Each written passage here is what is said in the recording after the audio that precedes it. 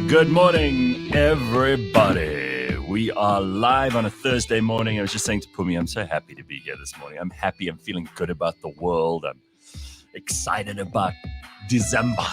I'm just. Hey, Baba. I'm in a It's good the mood. 16th of November. I know, and We're a month away from absolutely I know. missing. Some people are already on holiday, just judging by the amount of traffic I saw on the road this morning. No. Nobody's No one's on at work. holidays. I hear you, but there's no sabenzang going on. Like people are. Hey. They think the year is pedile Hey, already. Baba. I'm telling you. Pelile, not pedile. Pelile. But the year's not pelile. And today, what time is it? It's 6 o'clock. It's now 6:03. Guys, yeah.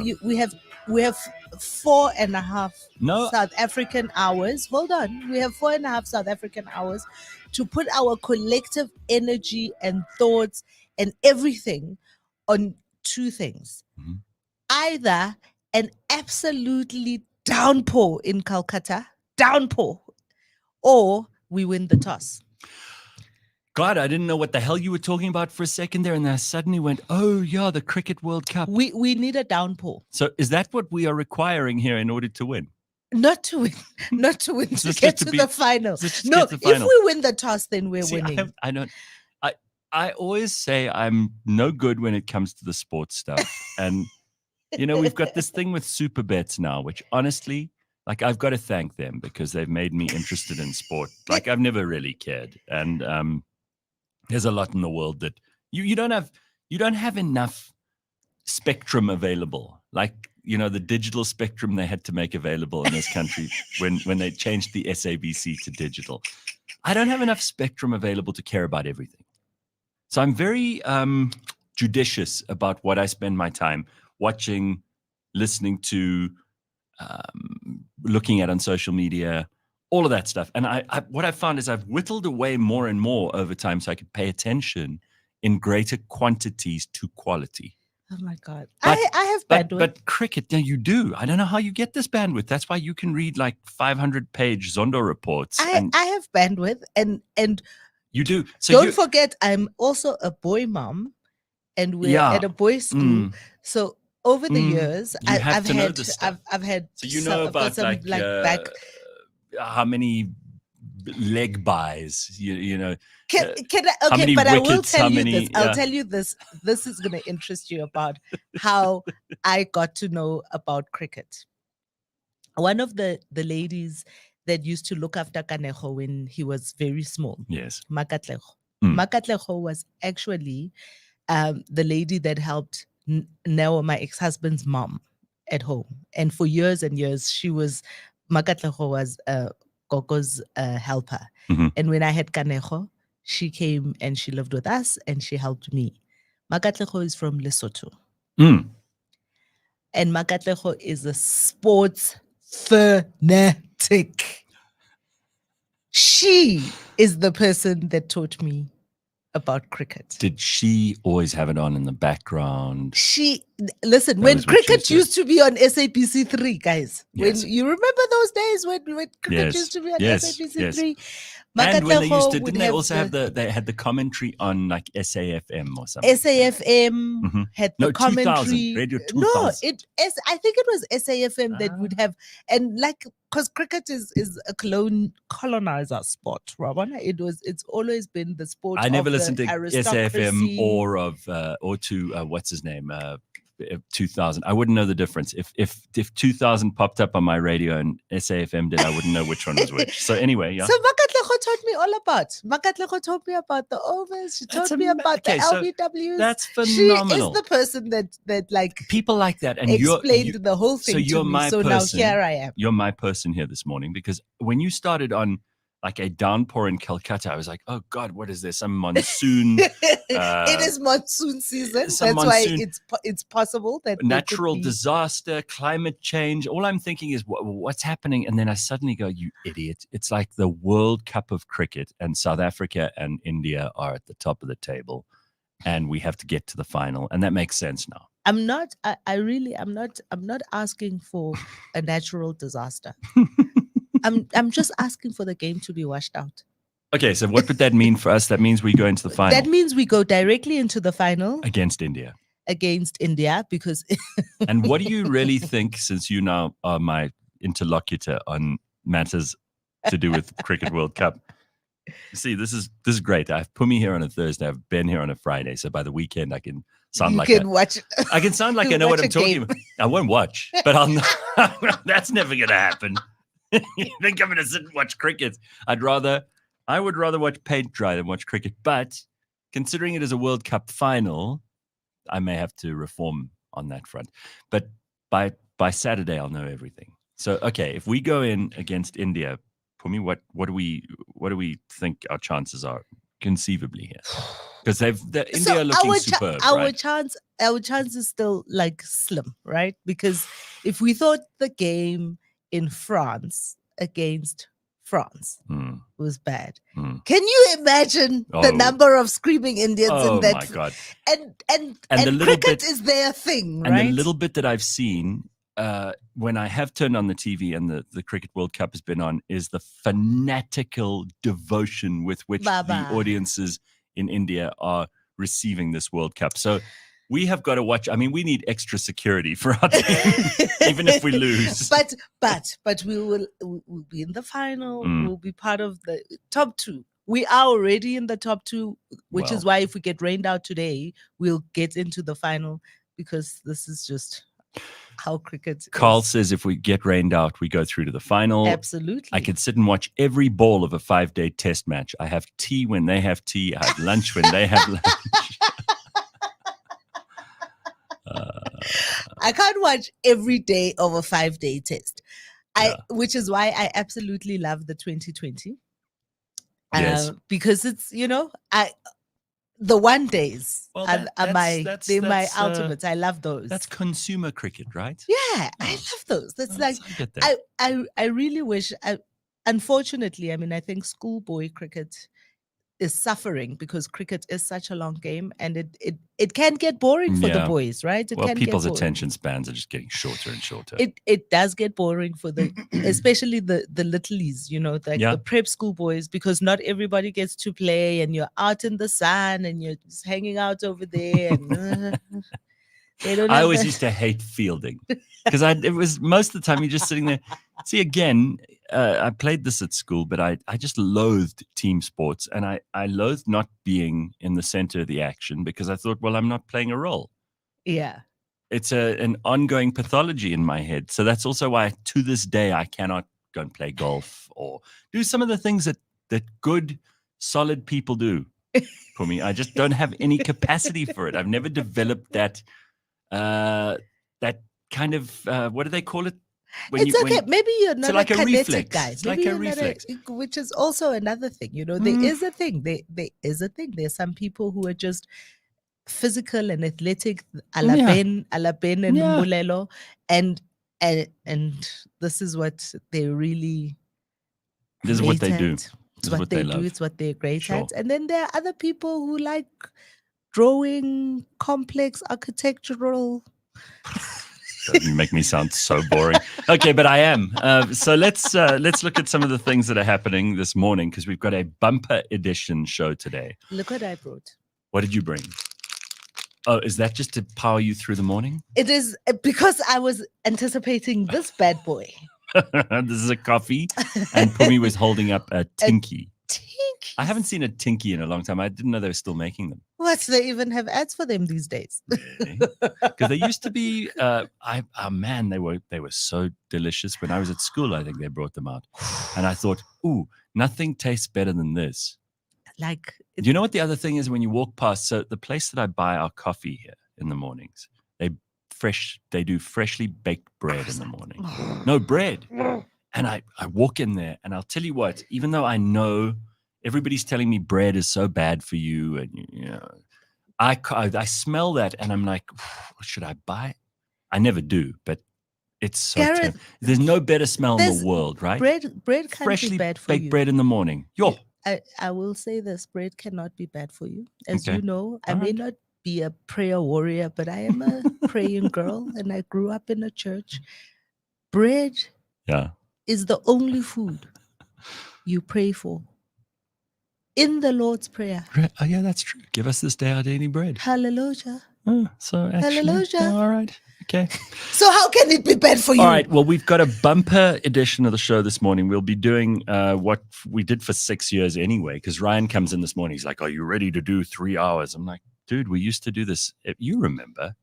We did this every day for 5 days a week for 6.5 years. I am excited. We had an event at work yesterday. So I got home. Usually I don't do stuff on Wednesdays, right? Yeah. Usually I go home. I'm a responsible person.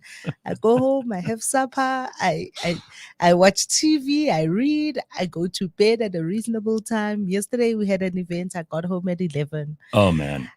By the time, also when you have an event, right? You're like buzzing because the adrenaline is still like up there. So I probably eventually only fell asleep at about like midnight. Uh-huh. And all I was thinking about is my alarm is going to go off in 4 hours. But you know what? I'm excited about this morning because my fave is coming into the studio. We'll talk about that in a second. And I'm also feeling excited. So I hope you are, if you're joining us this morning and you're listening to us, whether it's on our app, whether it's on Apple, Spotify, we don't really mind. We're not very fussy about that. There are a lot of people who like to watch the show live on YouTube as well. If you are doing that, we need you to like and subscribe. I have to keep reminding people it takes just a second of your time. It means a lot to us. So if you can do that, that would be amazing. But this morning we are doing a full 3 hours. We've got, Phumi mentions her favorite coming on. So we have got, first of all, Solly Moeng, who's in the country. You know, we're so used to talking to Solly online because he's in Switzerland so much of the time, but he's in South Africa. He's got a new book out. So we'll be talking about that with him. And then the person that you're extra excited about this morning is Chris Pappas, who is the mayor of the Umgeni local municipality in KZN. And he is just a firebrand politician. I mean, it doesn't actually matter what party he's in. He happens to be in the DA. He's also standing for Premier of KZN in the 2024 election. And I mean, just loads of interest in him because he's just an anomaly in so many ways. And, you know, in KZN, it's really always been IFP, ANC. And then for a while, there was that, who was the lady who ran in the NFP. NFP. I was Zanele Magwaza Msibi. Magwaza Msibi, that's right. And I'd forgotten what that party was even called. But really, those were the only big players. And then the DA in the cities. But this is not a city municipality. It's actually like in the countryside. It's like around, you've got loads of areas there. From it's kind of Hilton to Howick to Midmar to you've got all sorts of things going on in that part of the world, and it breaks the rules in some ways. Plus, this guy he's young, he is hugely efficient by the sounds of things, and we've got to find out more about him because I cannot tell you how many times I get emails from people saying you've got to have this guy on. And we've tried to get a variety of people on from all over the place. We do get a variety of people on. For some reason, we get lots of people on. For some reason, everybody wanted to hear from Chris Pappas. So we decided we'd get him in the show. And he's actually in Johannesburg at the moment, which is a rare thing. So I'm very happy about that. So he's going to be joining us later on. Big, busy show today for a full 3 hours. And we want to hear from you in the comments section. Let us know what you're up to. Kampamba says, listen, folks, protect Chris Pappas. I worry for him, that side of the Nkabis. There is I'm laughing, a worrying comment here. There is a very worrying comment here from Rolene. Yes? Rolene, I'm so sad for you, who's never tried Tinkies. Oh, she's never tried Tinkies. Well, Rolene, you know what? You don't need to. Don't worry about it. Rolene, don't listen to Phumi. Don't listen to Phumi. No. These things they're guaranteed to taste nice, but Rolene, live once. Live once, my girl. They have somebody must phone these people up and they must do a feature on the show. Because why am I talking about that? Yeah, I know. But they do have a blueberry variety that they just that they just launched. I'm just saying. Well, we discovered a little while ago that Mam Jane Malachi, who of course runs things here for us and orders people around more than anybody else. She can bake a mean scone. Yes. And yes, now we have put her to work at least every week or two to make a batch. Why of have I scones missed for these us. scones? Because I think she does them on a Tuesday, and by the Thursday they will finish. This is unacceptable. I know.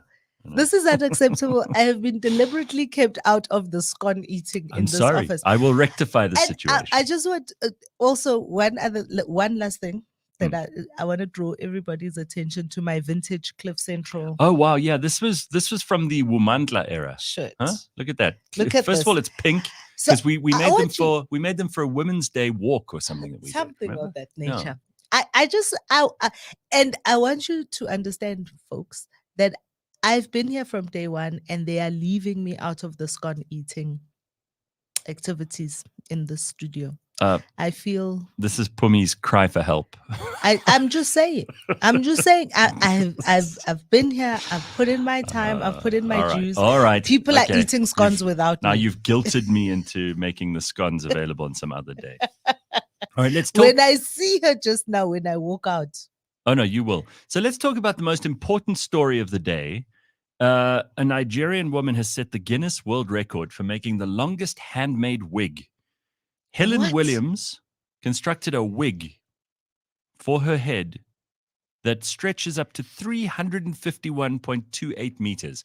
Where's the image? Where's that picture? If you've ever seen an Olympic swimming pool, 351 meters is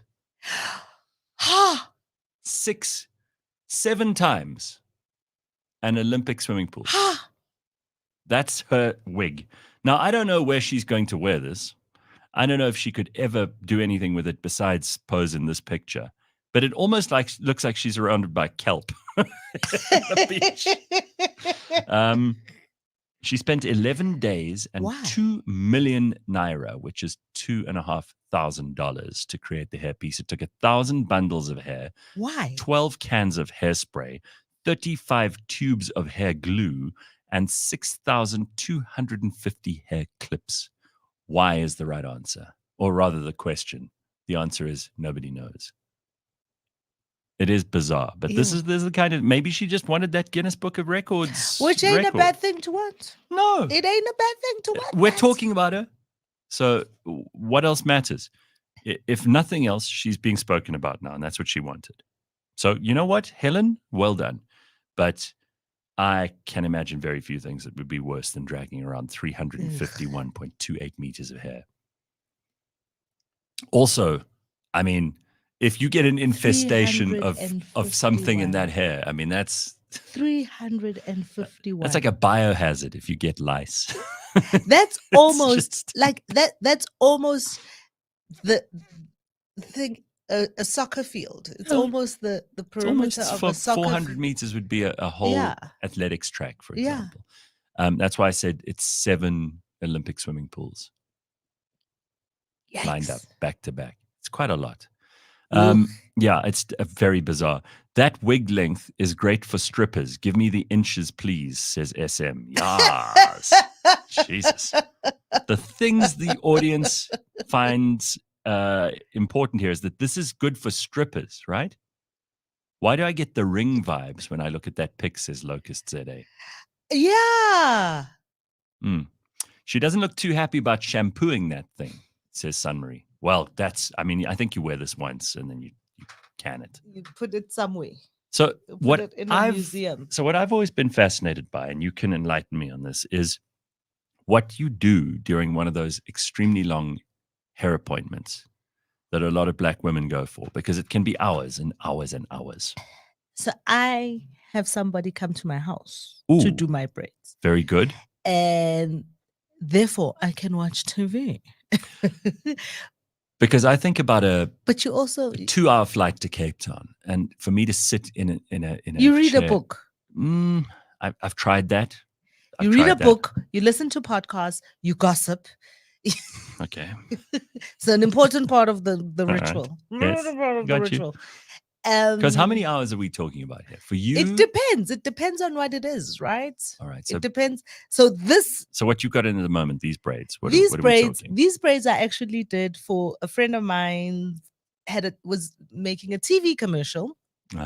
And with the hair salon scene, with somebody getting their hair braided, and I was the person getting my hair braided. You were a model. So it took a long time. It took about 4 hours, but I was on the set. And it was... Pums, I have to tell you, again, I sound like the least patient person in the world, and maybe I am. I need a haircut because this is getting floppy as hell here, right? So I need to go and sort that out today, because if it takes me more than half a minute to a minute to get my hair ready in the mornings, if it takes longer than that, I want to kill myself. I'm like, what the? And then you start like putting product in it because it's not behaving itself. And I don't know how you could sit there for 4 hours and not go crazy. That's flying to Cape Town and back. Listen. Do you get up?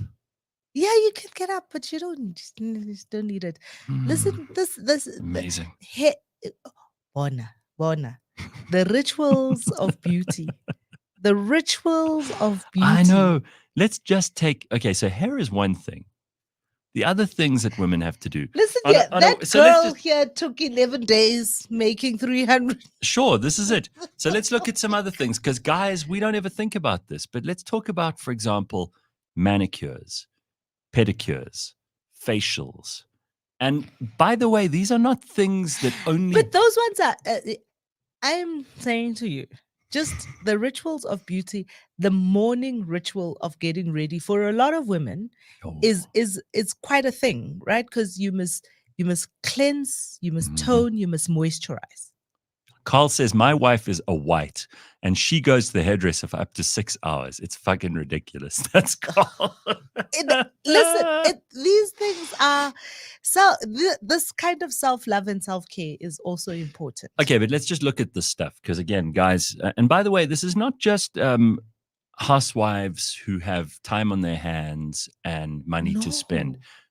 All women do these things, right? So we're talking haircuts, we're talking hair styles, we're talking facials, manicures, pedicures. What have I left out? Waxing, what else? Tanning for some people, skin lightening for other people. No, these are things that people do. Skin lightening. Dangerous. Skin lightening. I can't believe this has become a thing again. Well, you know how people are. They have some ideal in their head of beauty. And they think, well, the perfect color to be is the color of this coffee, whatever that might be. And then they go to the person, whoever it is, their beautician, whoever, like, that's the color I want. That's what I want. I've seen people doing this. I speak to a hairdresser and I'm not loyal. So I go for a haircut. No, and listen, and it is important to be loyal to you. Well, it is and it isn't. But I always talk, for you maybe. I go and I sit down and they go, what do you want? And I go, you are the hair specialist. You do it. And invariably, I just say, like, just tidy it up. And then they know what to do. But here's the thing, is that I tell these people that they can make the decision. And then they tell me invariably every time that they have people who sit down and have pictures that they've got on their phone. And they say, I want this hairstyle. And then the guy goes, or the girl goes, but I can't do that for you because you don't have that hair. Listen, I will tell you what I have discovered on social media, on TikTok and on Instagram, right? Is that men actually also spend a heck of a long time at the hair. At the barbershop. Not me. And 5-10 minutes. Done. What are these guys called? There's this chain of barbers that's very... Sorbet. No? Very popular chain of barbers. I will remember what they're called now. They're everywhere. And they have queues of men. Really? Queues of men outside their barbershops. And they're like, listen, doing all sorts of things, hot towels on the face. Oh, yeah. But you go, that's also... That's a special thing. Also, like, Men are like coloring in legends. Thank you, Stink Mina. Ah, okay. Thank you. Also, men are coloring in the parts of their hair that are thinning out. It's a thing. Well, here's an interesting story from a woman of color who lives in the Netherlands and sends emails from time to time to tell me where I'm right or wrong. She says, "Gee, you have a totally incorrect idea of what hair transplantation is all about." Because we were talking about this and how men go to Turkey. Turkey! So a completely bald person cannot undergo hair transplantation. Did you know that? I do not know this. The hair follicles are donated by the person undergoing the procedure. It's not like kidney or liver transplants, for example. Usually the hair follicles are harvested from the back or from the crown of the head, as these are the strongest ones, like pubic hair, she says. Stem cell is promising. Wait, stop. What? She says the hair is stronger there, on the crown or on the back of the head. That's why that lasts longer. Most people go bald, men go bald on top and or on the sides. So she says, stem cells promising, but still experimental. Prince William can certainly afford hair transplants, but it's currently so can Donald Trump. It's currently impossible for his royal desert. The T Health Show did a podcast on this. Thank you, woman of color, and thank you to the T Health Show. We'll get Dr. Mark to explain this to us at some point because I haven't heard that episode and I listened to most of them. So there we go. Some interesting information that I didn't know about on that front. Oh, yeah? I'm going to give legends a chance, says Pablo. You see, you're advertising Tinkies and legends. They must come and spend here. People must come spend here. Yeah, this is where we talk about real shit. All right. Come learn stuff out. Does shaving count as doing their hair? So, joking atheist asking. So, What do you mean by that? Shaving, when men go to the barber and they get a shave and a haircut. Of course. Right. And that's usually what you would do if you go to a proper barber. There's an Algerian barber up the road from my house. That's Algerian. Wow. Quick, like unbelievably efficient. You never have to wait. That's always my go-to if I'm desperate. But I went for a proper shave in London to a place called Truefitton Hill, where they do the whole towel thing. They put you there in the chair and they give you a head massage and then they put on the shaving cream. The proper way, right? With the little brush. With the badger's hair in it. And yeah. Is that badger's hair? Badger. Yeah. It's amazing. So it's an experience, but I couldn't do that every time. But here's the thing, right? And that's why I called it a beauty ritual. Is all of these things, it's about everything together. It's about the moment. It's about all of those things are part of the experience, and holistically it feels good. You walk out of there. Why I bring it up, feeling better, feeling. Why upbeat, I bring it up is because pretty. For women, it is a whole day thing. So when a girlfriend or a wife or a sister or a husband or whoever, they say to you that they're going to take a spa day. This is what they're doing. Yeah. They're not just lying around. They're actually getting all of this stuff done, and then they walk out of there feeling, now I'm ready for the world. Rejuvenated. And it's very liberating for them. So I understand that. So guys, just do not complain when your woman says to you that she wants to go and do this.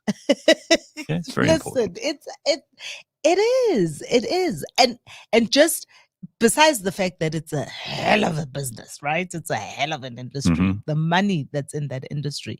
Just I promise you, if you look at all of the Forbes list has got all of these beauty product manufacturers and these tycoons who started these major skincare labels, and those are the people at the top of the list. We're all paying them money every single day we use this stuff, right? And there's a whole different world, by the way, when it comes to beards. I've never had a beard that was sufficiently beardy for it to need to be like looked after. But there's beard oil, and there's these guys who get their facial hair cut in a certain way. It's a whole thing. Gillette is gonna go under the way people are growing that beard. Thing is become. They have lost. I know that. No, I know, but that's also because they went all woke. No, people don't like that. No, they did. Listen, they went. This has all been woke. a trend. It has been a trend over the past couple of years, and it is simply because more and more people are growing beards.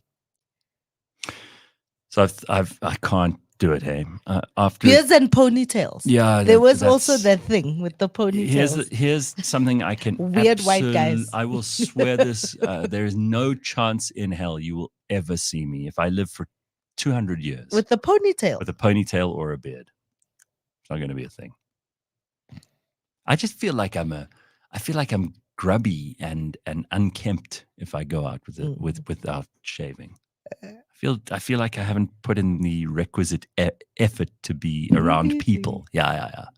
Unless I go to live in a cave or something, I'm doing some experiment for, going back to. There's no way I'll do that, guaranteed. Okay, so there's this reality TV show, according to Idessel, that's about salons and barbershop wars. Serious business wars. Oh, that's a big thing. I can understand that. Wars. Barbershop wars. Yes, wars. Yeah, man. Absolutely. Wars. Okay. You see what got us into this longest wig. This is where we started. Now, don't tell me this isn't interesting to people. Yeah. Okay, so we've got lots of stuff coming up in the double feature burning platform this morning. I think you could call it a double feature. And we've also got some politics to talk about there as well. Phumi will tell us which is the only province in South Africa where there are more people that are unemployed than working. And I actually looked at this story last night before I went to sleep. Limpopo. Don't tell anybody. Oh, sorry. It wasn't that one, but don't tell anybody. Okay. Because the worst performing province, I guessed it right, just based on the information that we have here every week on the burning platform. So I think a lot of people know which province it is. But it's quite frightening how some provinces are performing and have unemployment rates around 20%, and other provinces are performing so badly that their unemployment rate's closer to 45%. So we'll look at that just now. Not good. Also, in case you haven't noticed, the Christmas music and the Christmas decorations are up everywhere, and it's giving me unbelievable nerves. We are a block away from Sandton City. Mm-hmm. And the other day I drove. Can you hear the music from here? At night, and just as I came over so there's a little ridge, right? When you just come over the little ridge, and out there in front of Sandton City, the massive Christmas tree. Yeah. I was like, hey, that's how I felt. Exactly like that man's eyes popping out. I was just like, what? And this has already it's a month now. They've had it up since like October. No, I know. But I haven't heard the music yet because I haven't been into a shopping mall. I heard Mariah Carey. I was in the shop. Mariah Carey, all she wants for Christmas.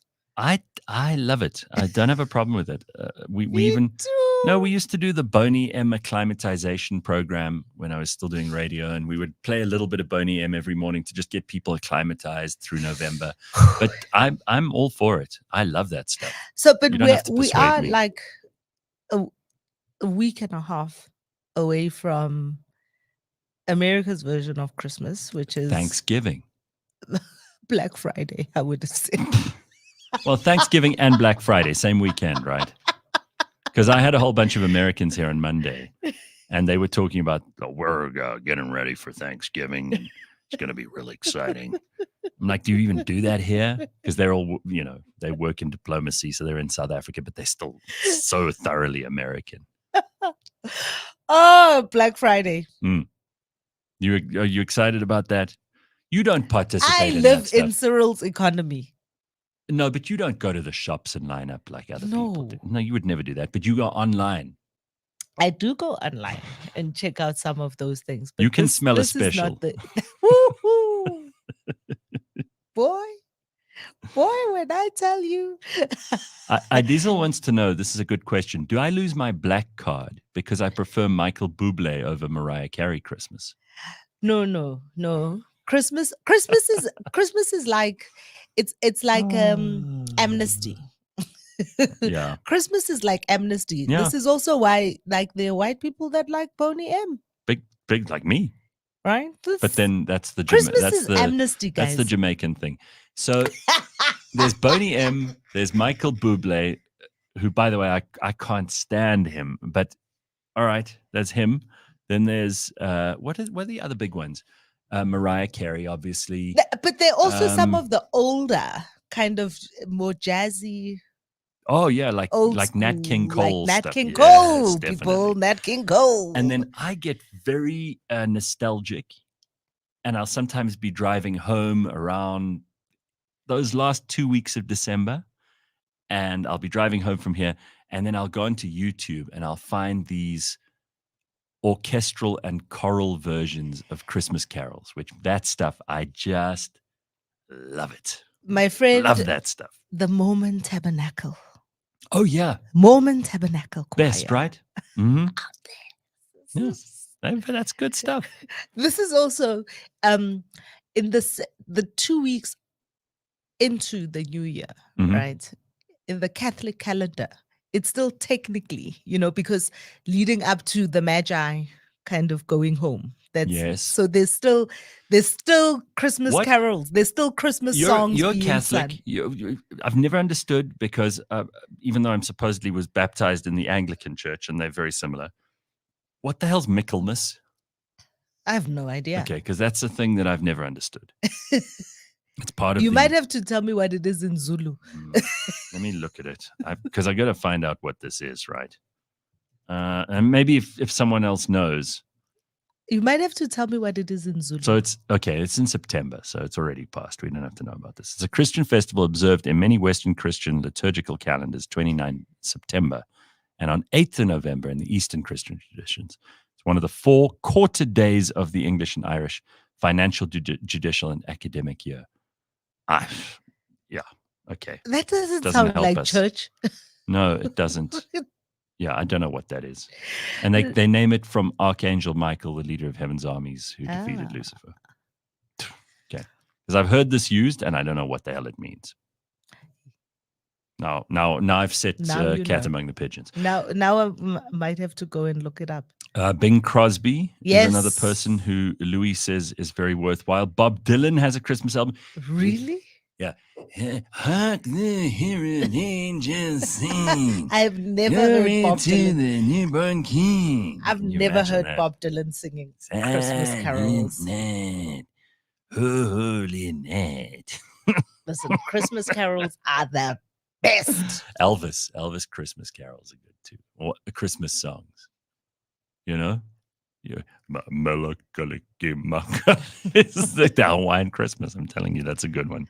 All right. We're going to talk about something. I raised this the other day inadvertently when I got back from my holiday. Remember, I took a week off, and I was in Italy and in Greece. And I mentioned I've got this brilliant app and these cameras in my house that allow me to see what's going on if there's someone at the door, for example, or if there's someone walking around inside, or if I want to check on the dog or whatever else. And I spoke about this, and it's become a thing because now I have 5 of these little cameras positioned in the house. And I really want to talk about this. And we've managed to find somebody else who knows about this, Hayley Owen Watters, who's in here now. And she's an actress, a business owner, and an ambassador for Ring cameras. And I got to ask her a couple of questions. So first of all, Hayley, nice to see you here. What are these balloons? Ryan, what happened with these balloons? Where did that come from? Did you see that? I saw that. Like suddenly there were a whole bunch of animated balloons in the background. And it's not even your birthday. That's very strange. You only get balloons on your birthday. Very, very odd, right? I'm introducing our guest, and suddenly a whole bunch of balloons go up in the background. So first of all, Hayley, nice to see you.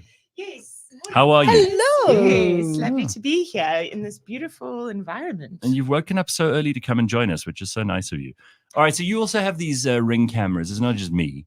Oh, good. I'm glad you're a fan as well. Oh, yeah, because I live on my own, and when I'm not at home, there shouldn't be anybody at home, right? I have someone who comes and cleans, but I don't need to be, sharing the house with 20 people. And therefore, when I go away, because the one thing that bothers me, and maybe I'm just a little paranoid about this, I don't know if Phumi's the same. When I go away, the only thing I worry about is that I haven't locked this door, or there's someone who's coming to drop something off, or, you've always got this concern that your house, that you get back in your house is fine. Right? Yes, you know what I'm talking exactly. about. Anyway, I've got these cameras and I have had them in for probably a year and a half. So I just went online and bought them on Take-A-Lot or whatever. And they work like a charm. The battery ones, those batteries last like 3 months, 4 months. And that's if you've got it on a setting where it picks up motion or whatever else. And then you get the cable ones that they just don't switch off. Right? Even during load shedding now, because they've got the solar and everything. So it's a foolproof way for me to keep an eye on things. When did you get into this? Probably about a year ago. And it really is that. It's just a way to be home when you're not always home, and to always have eyes on your home through the app on your phone. Right. And I'm a dog mom, I'm an actual human mom, and I'm a homeowner. So it's your biggest investment. You should be watching it. Absolutely. And especially going into the festive season now, lots of people going away, and you can check in on your pets, on your house. I use it a lot when I'm at work to check in if my little one's having a nap or what she's up to. And you could put it in like the nursery, or you could put it in a place where your pets are, or whatever you want to like check out. And I've got one in the TV room, because obviously if people are going to break in, they're almost invariably going to steal TVs. That's usually the way. Isn't that the way it works? That's what I've been led to believe. And then I've got one in my study and one at the front door. You sorted. I'm like organized. And it's not because I'm always on there, because you could switch it off. When you're not when you are at home, for example, you switch it off. You don't want the notifications. Yes, but if you are away and you want movement notifications, if they're picking up any movement, and you could set but the best thing is you could set this up yourself. You don't need to get some security company, because when I built the house, I want to ask about that. That's a big thing. So just walk us through this. So you bought it online, Gareth.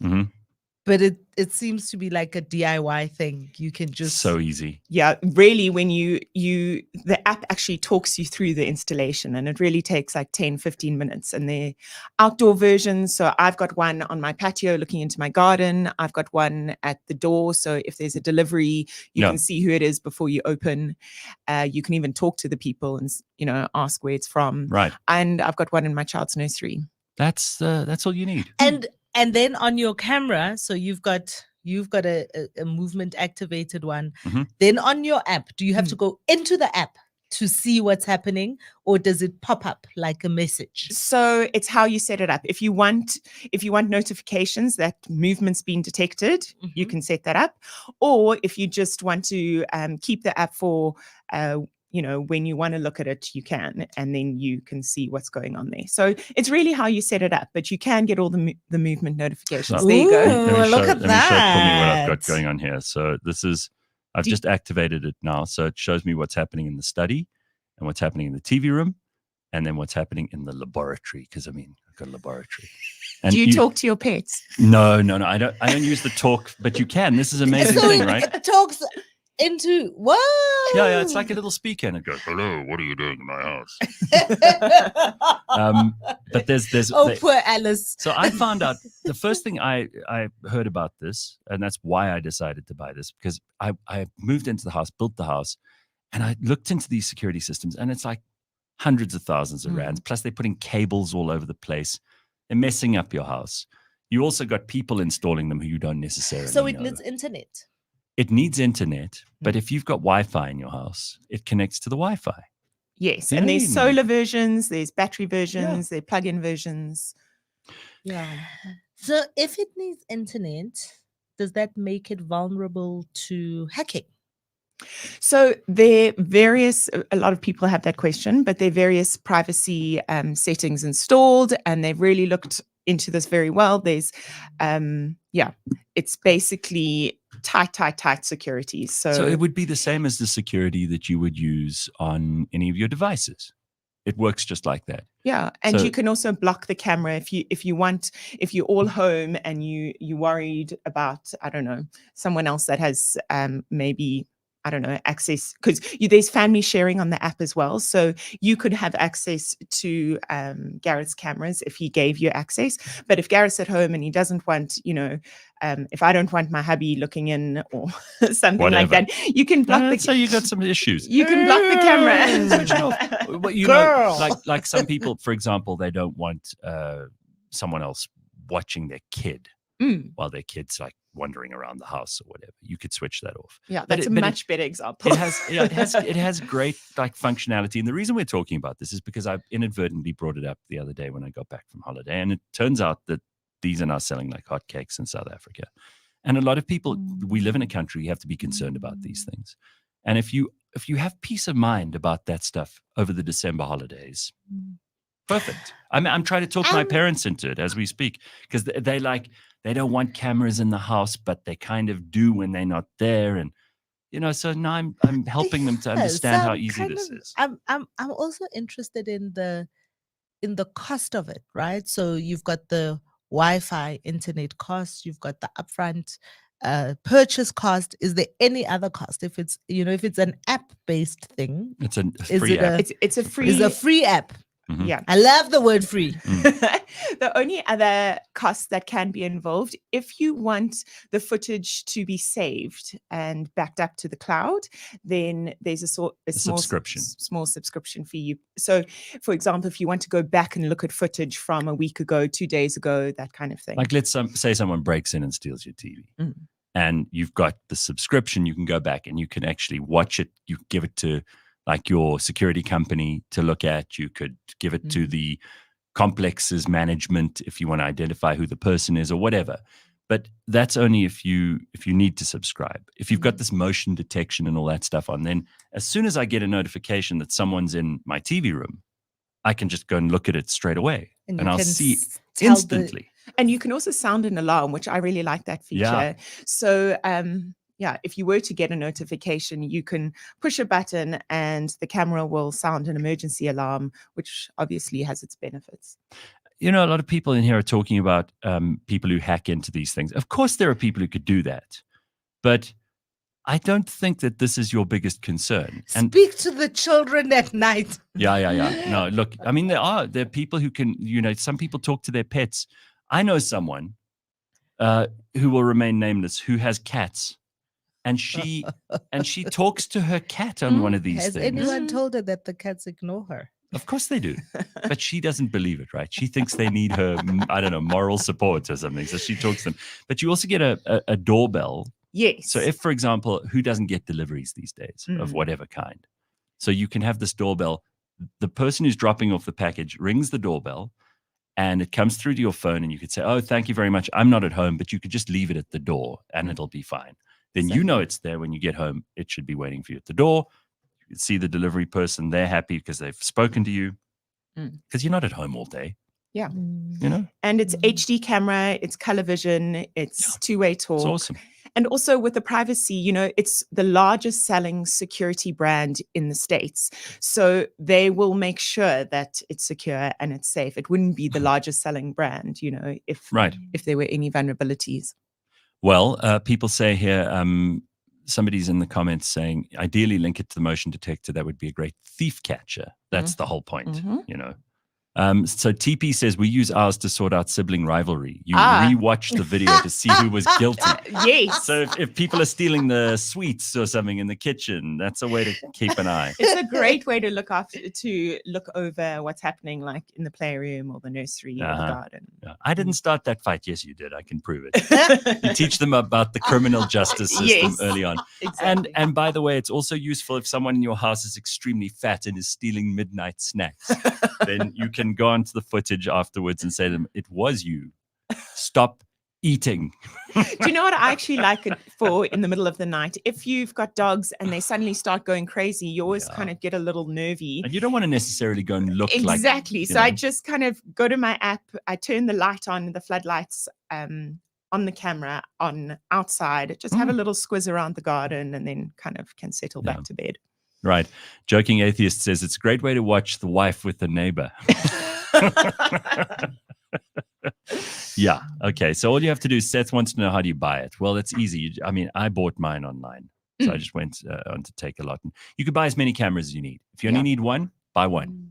And they all interconnect, so it's modular. Oh yeah, you just add you add a new device if you buy, and a it new all one. comes up on the same app, and it's indoor, outdoor, doorbell cameras, alarms. Yeah, I love this. It's Takealot, Incredible Connection, and Vodacom are the best places to buy. Hey, well, even well, she's an ambassador. She knows these things. And also, Hayley, you might want to tell people, because Phumi's big on Black Friday. There's some kind of special going on for Black Friday, isn't there? November is your time to get your hands on these little devices, and they're having up to 2,000 Rand off this month. So if you want to add that ring of security to your home, this month's the month to do it. There we go. Tracy says, I have a friend who talks to his Great Dane through the system and tells him to get off the couch. Poor doggy. Can you imagine you're this dog, you're sitting there, he's like, oh, you know nobody's home. That's why you're sitting on the damn couch. And then suddenly you hear the voice of God and you're like, oh, I better get off. It's very cool. No, listen, I think this is great. I am a massive proponent of it. What is I'm it not called? super, by the way, I'm not, Ring, R-I-N-G. Ring. Yeah, I'll show you the app and they're everything. Super stylish. It's not something you mind putting up in your house, on your shelf. It's not like it's not creepy and surveillance. It's there, you can see it, right? You don't. It's not like some hidden James Bond type camera. It's clear, it's evident, it's obvious. You charge the batteries if you've got the battery operated one, and it's got a little light on it, so you can have it on, and if someone walks into the room, it like notifies you straight away. But it's right there for all to see. You can mount it on the wall, on a cupboard, whatever you need it to be in. And then it just gives you that peace of mind. I'm not a massively security conscious person. I don't walk around paranoid the whole time that someone's trying to get. I always feel like somebody's watching me. I don't have any of that. But this is a great way to just put your mind at ease, really. Because it's this time of year, there's an increase in security concerns. Maybe people are at home, maybe they're not. You don't want strangers in your house. So it's a great way to look after yourself. And don't go and get someone to put in these complicated systems that cost so much money. Just get your camera, you scan the little QR code, it loads the app up. No huge commitment. It's so easy. And if you need it to be in a particular room and you change your mind, you just move it. You pick the thing up and you just move it. It's fantastic. So very, very good system, got to tell you. And Seth says, thanks for the information, but I need to hang my clothes. Hurry up, please. That's the kind of stuff, Unbelievable. You know what, Seth? You can go and hang your clothes and come back and you can listen to it again later. All right. And then let's just talk about costs, because people are worried about that too. Especially if there's a 2,000 Rand off, I'm wondering how much. Okay, so if the special is 2,000 Rand off, I bought a camera for between 2,000 or 3,000 Rand anyway. So with $2,000 off, that's a hell of a good bargain. That's one camera. The indoor cam, it starts, I think, at about 1,999. Yeah, and then let me look at it quickly. Yeah, then it goes up from there. There are often bundles available. If you buy two, you get a good deal. Just best is to go on to Takealot or Incredible Connection. Have a look at the offers available there. So I started off with one, and now I've got 4. Yeah. So here it is, 2,084 for the battery operated cam, 1,132 for the wired one. So you was just go and have a look, see what you need. Differs from person to person. I love that. So what are you up to? While you're here, we got 4 or 5 Well, you minutes. don't need me here to talk about Ring, because you know everything already. I seem to have this one down, but tell us what you're up to. So I have a digital marketing agency now that focuses on influencer marketing. Very good. So, and you are one yourself, so you know this from the inside out. Yeah, so I really was involved with influencer marketing before it was even a thing, before it had that label. And I was in the soapy world, and PR agencies were saying, please invite your cast to this event, please invite your cast to that event. And it just grew organically from there. And now people are earning a fortune. It's big business. Yeah, no, people are putting a lot more money towards digital now than traditional media. And they're getting amazing ROI, and yeah, it's Well, where we all spend our time on social media. Isn't everybody interested in those micro and nano influencers? Ooh, So it's you not, know the terms. it's not yes. but it's not necessarily the people who have the millions of followers. Yeah. It's rather a small closed circuit of people who take each other very seriously. Yeah. That's where things are going now. It's people with a niche following that post about a specific interest, and they've earned the trust of their audience. So if they talk about a product or they talk about something, you know, there's a level of trust between them and their audience, and yeah, the influence is strong. Pablo says Ring is on special on Take a Lot as we speak. Well, they must have heard us talking about it. All right, that's very good. Migs wants to know, what is a cloud subscription? I'm not sure. I don't know what. I don't have that subscription for the footage, but I don't think it's expensive. Let me look it up quickly. Yeah, it isn't expensive. It's basically what you pay monthly if you want to save all the footage that your Ring cameras keep to the cloud. Yeah, I'm just taking a look at it now. Gareth will check the kind of. Yeah, I'm on this stuff. Don't you worry. I'm like bringing you all the information live as it happens. But we actually had an incident in our complex where our Ring camera was looking at the front gate. It's a small complex, and we went back and looked at the footage to see how the guys kind of tampered with the gate and got in. So it was hugely valuable. I can't tell you how much just complete relaxed, non-paranoid peace of mind it brings you.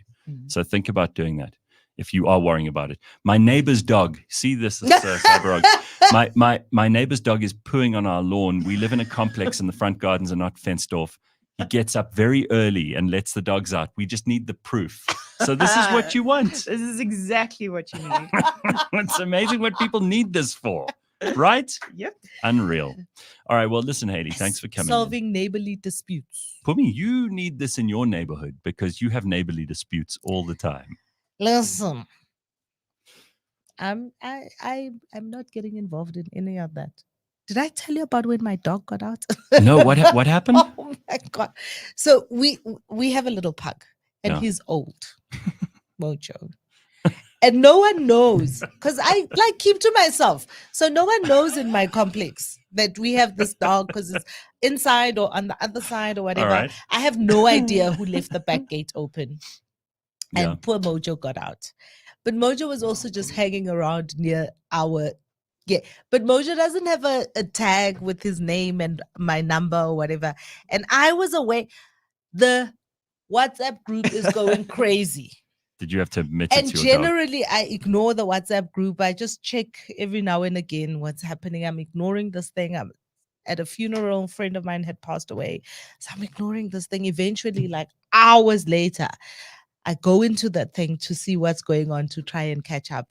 I see a picture of my dog. Oh, no. Like, uh-oh. Bad news. That's my dog. But now everybody's, oh, he's so old. Oh, poor thing. He's sitting out there. He's so thirsty. Maybe he came in from the other side because no one knows it's my dog. Eventually, they took it up to security. And then one of the people in the street, not even in our complex, in the street, one of the neighbors in the street takes the dog, goes and fetches the dog from the security guard and takes the dog home. Eventually, I get home, try and find my dog. Now I'm trying to figure out the dog. The security's changed. The guy that's there doesn't know who took the dog. What a mess. What a mess. Eventually phone this guy, find this guy's number, phone him up.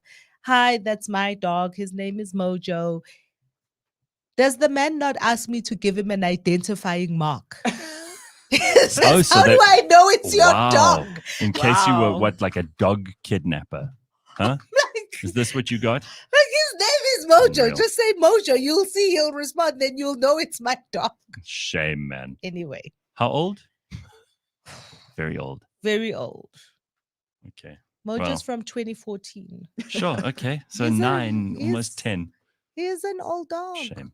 Hayley, it's nice to see you. Thanks for popping by to tell us about this because thanks for having me. This is absolutely something someone should. See, if I had the ring, I could have sense that Mo just yeah, you got to consider this stuff.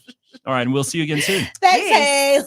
Thanks for having me. All right, it is just after 7 o'clock. We got the burning platform up next. Don't go anywhere. cliffcentral.com. It is Thursday morning, and we're almost at the end of the year. Don't you dare leave. We've got a big burning platform coming up with none other than Solly Moeng and Chris Pappas next. Don't go away. You see a car in the traffic, and there's a child romping around just the back running of the amok car. in the back seats. Yeah, Like I've been behind cars where the child is standing on the back seat looking at me out of the back window, yeah, and I think that is an atrocious parent. yeah. You know, Irresponsible, at least in that scenario. absolutely irresponsible. That is, that's deadly for that child. Yeah. Absolutely deadly. Catch us every Monday at 9 a.m. on YouTube and on autotrader.co.za.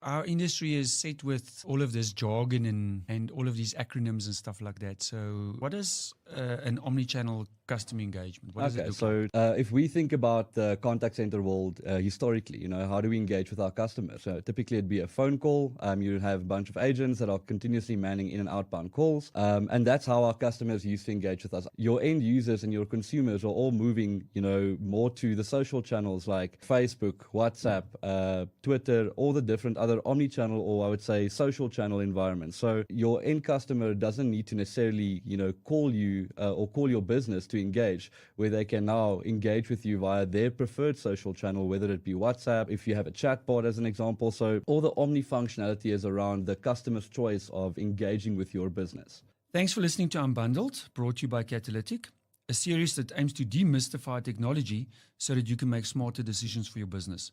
Remember that you can listen to all of the episodes on the Cliff Central app or website. And for added convenience, you can subscribe to the podcast on Apple Podcasts, Spotify, Google, or wherever you listen. If you're looking for help with communications tools for your business, please make sure to visit catalytic.co.za. That's right. You don't want to miss that show. That's Jaco Voigt and Catalytic with Unbundled. Hey, guys, are you having conversations without us? Look at this. Look at this. Look who's here. He's actually in studio. Solly Moeng. It's so nice to see you, my friend. And I'm very happy to be here. Welcome home, as Phumi said to you just a second ago.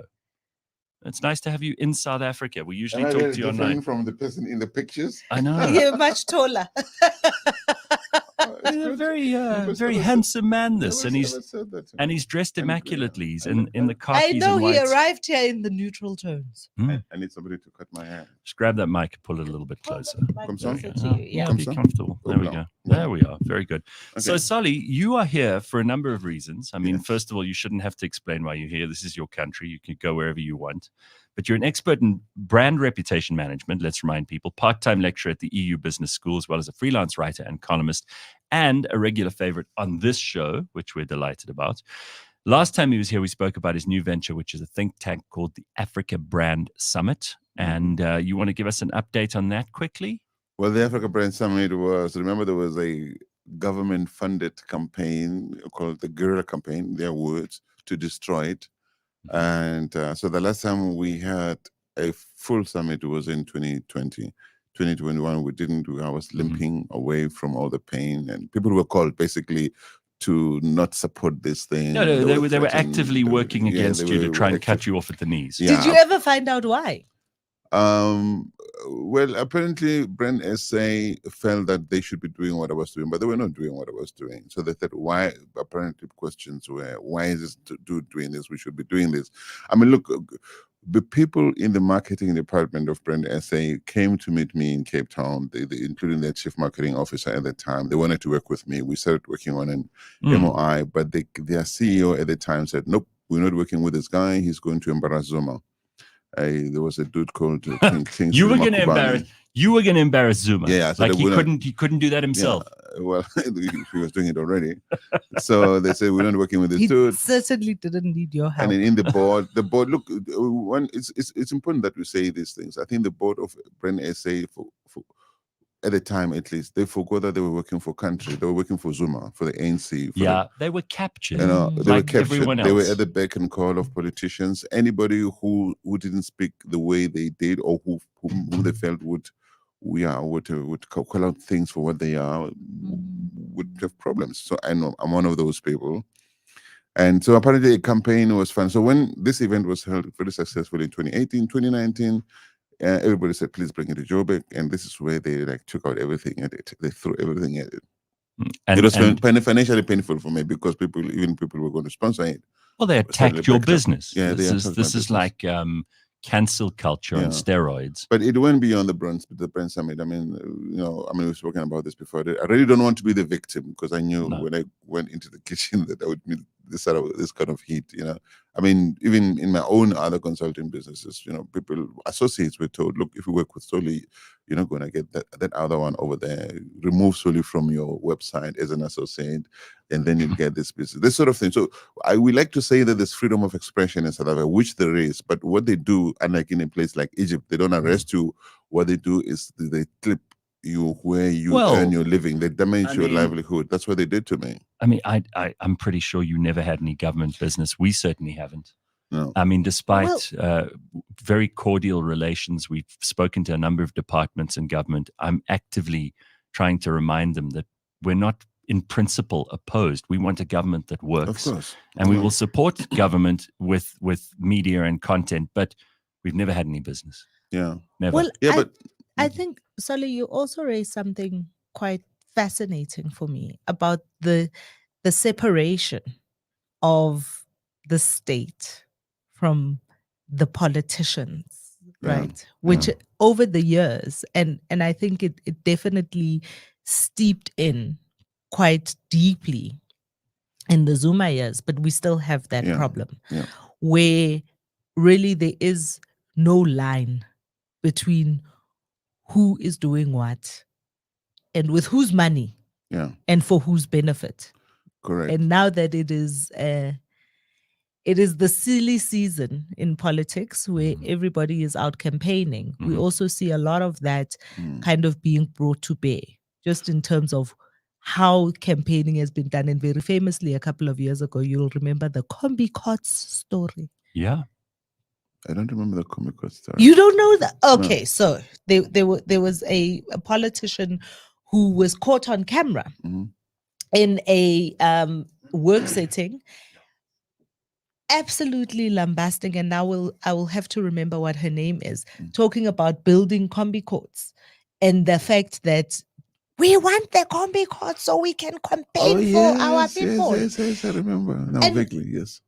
Absolutely. And right now, you see a lot of it, right? You see a lot of Nasi Spani here in Gauteng with Panyaza Lusofi. Yeah. We're doing this.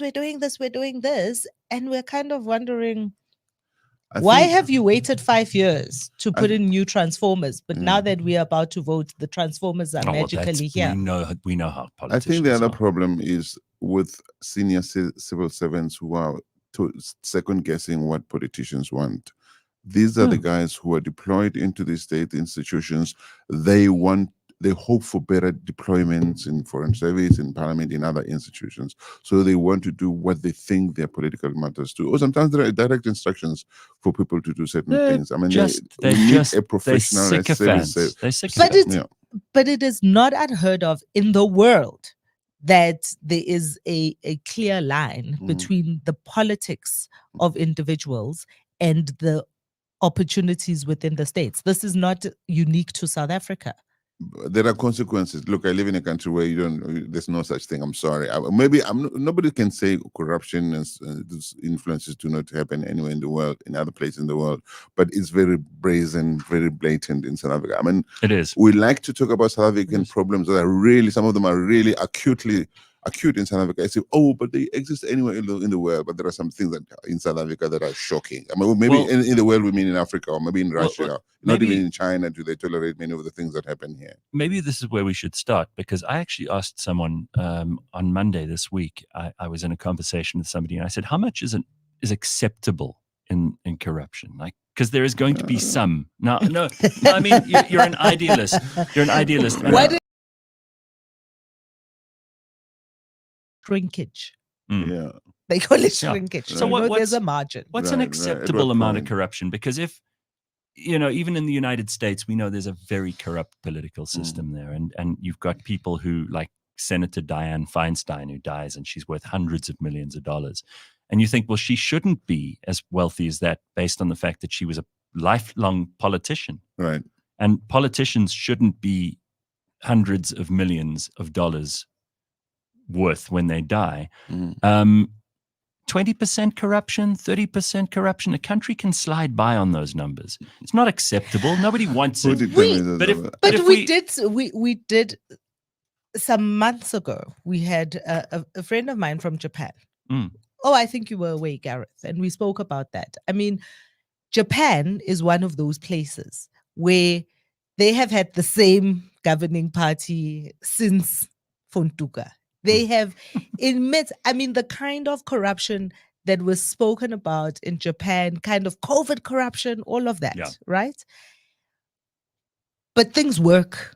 Yeah, that's it. But the trains are on time. I mean, we've seen people kill themselves for having been found after having been found for having done stuff. Things work. Right. I think one of the things that is particularly grating for South Africa and South Africans is when things aren't working. When you hear the story of the Giyani water project, right, and the billions that have been spent there, and the fact that there are 5 and then you boreholes. see the guy who was supposed to have done it handing out G-Wagons to his friends and posing for photographs at social events in expensive suits, and he's just a fat cat who's connected to the right people. It upsets me on such a, like, if he was delivering the water, right, and he was skimming off, no one would give a shit. The problem with South Africa is that there are no consequences in too many places, so people just do what they. Even leaders of this country don't have any moral high ground to speak from, so people just do whatever they do. They know they'll get away with it if they're connected politically. There's not a sense of public good. There's not a sense of where does this country come from. What is the pain of this country? What is the journey of this country? Where are we taking this country to?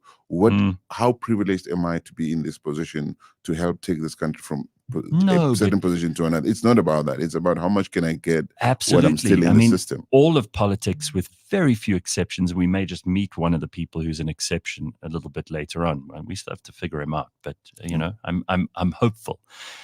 The politician, by nature, I mean, there's almost this idea that if someone wants to be president, that should disqualify them from the outset, because those kind of people are power hungry, narcissistic, egomaniacs. Yeah, of course.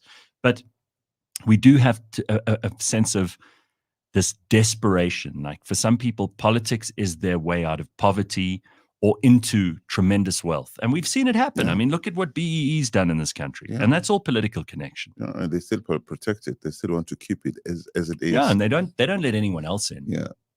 They don't, it's not like this has been broad-based, which are the first 2 Bs, right? There's no broad-based. It's the same people who've received the same board board of director positions, shares, shareholdings, all these kinds of things. It's the same people, and they're all politically connected. And therefore, the rest of the country looks at this and goes, okay, well, if I'm going to be really wealthy, if I want to shoot the lights out in South Africa, what I have to do is get myself into that position. Just like you said about the civil servants who will do whatever they have to please their political masters so that they can get some money. That's what they're after. So then, in your view, how do we begin to correct this? Because somewhere it's gone wrong, right? Right. So how do we begin to correct this way of being and move it into a different plane? And this is probably why I'm here. I mean, it's very ambitious. I think that what we have done in South Africa as the people, the civil society in general, over time, we have placed all the power in the hands of politicians. When you listen to South Africans speak, even ahead of the next elections, people say, you hear people asking, what do you think is going to happen? Whom do you think is going to coalesce, align with whom? It's almost like South Africans are watching a South African movie in which a road was not allocated to them. And I keep asking, but what do you want to do? I think that the people need to stand up and say what we want. All the scenarios that have been put out there in terms of what could come out of the elections next year do not take into account the possibility of South African citizens standing up to say, what about us? This is what we want. In 1955, ahead of people came together, they created a freedom charter. People still talk about it. Some of which clauses ended up in the constitution.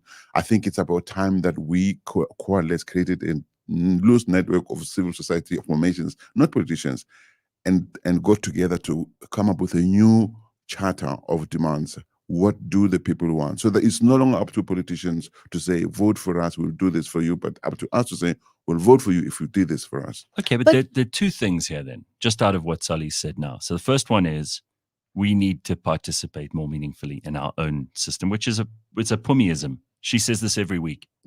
It is. You've been banging this drum since time immemorial. So we have to get involved. We have to understand the processes of our democracy and make ourselves indispensable to them. In other words, you don't get time off as a citizen. And you vote once every 4 or 5 years, and then you just forget about it. That's not your responsibility. Your responsibility continues every day. To monitor. I met two people yesterday who are complaining about like some construction that's happening on the East Rand. And they're very worried, and they're petitioning their local councillor, and they're trying to get media involved. That's what you got to do. Right. You have to be an activist in your own community, and then start climbing up the ladder and involving yourself in stuff. So that's our responsibility. But the other side, I just want to finish this. Other side is we need to see people going to jail. Yes, there's got to be consequences. I don't know how many times. Let's just build a new prison and just fill it up as quickly as we can. We start a special court. We find some retired judges, put them on the bench again, pay them a nice little retirement salary, and you say to them, you are going to be solely tasked with prosecuting politicians who have stolen money and sending them to this new prison that we'll build. I am also just thinking about, which is another thing that we've been talking a lot about, is the number of people who've opted out of the system, right? We have had, we have a small announcement. There's a voter registration weekend happening this weekend. Yes. All the voting stations will be open. You can go to your closest one. You can, if you've got an 18-year-old child, if you've got a cousin, if you've got your brother's dogs, none of the helper's son, daughter, whatever, get the young people registered to vote, because this is the problem that we have. More and more young people have opted out of the system. They are not even interested. So they're not even showing up to vote, because they are simply just going, it's worse than that. It's worse than that. What I find in South Africa during this particular trip is, for me, shocking. It's a different perspective from South Africans are resilient people. It's a resilience that is scaring me, because it's almost like a nation that suddenly realized it has a cancer. This cancer is metastasizing. Yes, one is long. And they pretend. Then they say to themselves, "It's too big. There's nothing I can do about this thing. I'd rather focus." So people have retreated into bubbles. They live their lives everywhere. They go to restaurants. They meet friends. They have parties. But there's this big monster. They miss. The monster is still there. The cancer is still growing in the body, and they don't know what to do. They feel powerless, fearful of the cancer. That is what scares me. I think South Africans need to realize it's when they come together that they can change things. I don't believe that what we need is to deal with the issues that you've mentioned, just get these people arrested. Of course, we have to do that, but I think we need a lot more than that. We need to look at systemic changes that must happen. We need to look at this system that we adopted 30 years ago, these institutions of democracy that we thought would stand between us and hell, and they have failed. They've proven over and over again that they can be weakened and repurposed to serve politicians. What do you practically mean? Okay. Because we often we've spoken to you before on the show a number of times. You have good ideas, but we talk about systemic problems, and it's almost like a cop-out because people go, oh, well, that sounds vague enough. That Solly sounds very smart. We should listen to him. But what do you actually mean by that? Well, what should we reform first? Well, first of all, we are into the foreseeable future into a multi-party democracy. You know, I think we should create systems that support that kind of democracy where there's not too much dominance by one party. The drafters of our constitution have placed too much power in the presidency. The SIU, when they suspect a crime happening, they still need to go to the president to ask for a decree. If not, they won't investigate that crime. It's nonsense. There's got to be a separation there. The drafters of our constitution never thought of a time when a Zondo kind of commission would happen and the report would be given to the president of the party as a center of the mess we are in. Madonsela was very smart when she said to Zuma, you can't be the one to draw the terms of reference for this because you are the guy at the center of the problem. And remember, there was a big fight over there. Zondo should have done the same thing. He could have said, but Mr. President, you are the president of the ANC. The ANC is in the middle of this mess. We need to find another way to deal with it. They didn't think about it. So what's happened? They give it to the same guys. They're not doing anything about it. But is that a function of the failing of individuals within, or the failing of tools? I think it is the failing of individuals. If Thuli could do it, why could Zondo not? Well, the tools are there. It was extraordinary for Thuli to do so, and everybody spoke about it. But she was able to justify it. And hence I'm saying to you that the tools exist. And it is a failing of an individual who is unable to work the tool for that particular purpose. If Thuli could do it, if within the law we have all of these provisions that allow these things, this is Chapter 9 institutions are supposed to, within the law, be able to create these bubbles, right? If Thuli could do it, the fact that Zondo did not is a Zondo failing and not a tool failing. No. Can I just say, you will recall that former Deputy Chief Justice Hamus Zaneke once said, there's too much power in the presidency because the people who drafted a constitution thought everybody would come and be like Mandela, and we've seen all the schmucks who've come into that office. So the fact is, if you have a system that is open to abuse, you need to strengthen the checks and balances because you don't know who else is going to come into that system and abuse it. The systems that we have proven over and over again that they can be abused. So we cannot have a conversation about them. Let's just. I don't disagree with you, and I don't think Phumi is either. But we all know that it's very easy for politicians and for organs of state and bureaucracies and even offices to gather power unto themselves.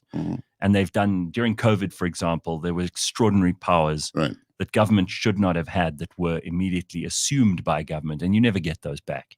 As citizens, you give up your rights to the government once, they're never going to give them back to you. Now, the presidency is, as you rightly say, a locus of tremendous authority at the moment, and they have perhaps in that office way too much power in way too many places. And how do you abrogate that? But also a president who has used all these tools to appropriate more and more power towards himself. Now, how do you reverse that? That is an extremely difficult thing to do. Well, I'm having conversations with many people. I'm fortunate to be able to access a lot of these leaders in the opposition, including the Inter-Party Pact and Moramiza. I'm trying to reach out to them to say, why don't, first of all of them, as you said, want to be president. People go into this space because they think, I'm going to be the next big hero for South Africa. And I'm saying, why don't you guys come up with something different? Something like, I say, okay, you create a pact and you come up with some form of rotational presidency of sorts, which our constitutional arrangement doesn't currently allow, but you can amend. If you come in and you compel, you come up with a compelling campaign to attract those many South Africans who've opted out of the system. It's not just young people. Many people have opted out. You say to them, we have something interesting for you. We have a proposal. No, nobody is going to be. So you have a president, say not Malema, that one. The other ones who are a bit more mature, temperamentally. So how do you keep him out? Look at poor Colin. So these guys, and I'm going to shut up now. So they come in a rotation. You say you are president for 6 months or 12 months, but you just the guy who goes to the UN, who receives raising heads of state. But the work is done at the core. We could do that. It's doable if people want to do it. And you test the resilience of the system that way because it doesn't really matter who's president. You take away the power from the individual. That's what needs to happen. Okay, I like that. We've got a couple of comments here that I just want to get to quickly. So Patrick is very cross. So he says in the comments, people want us to vote, but why should we vote if they just talk cuck all the time? Why do you think young people are not interested? Because politicians cause cuck all the time, fighting each other.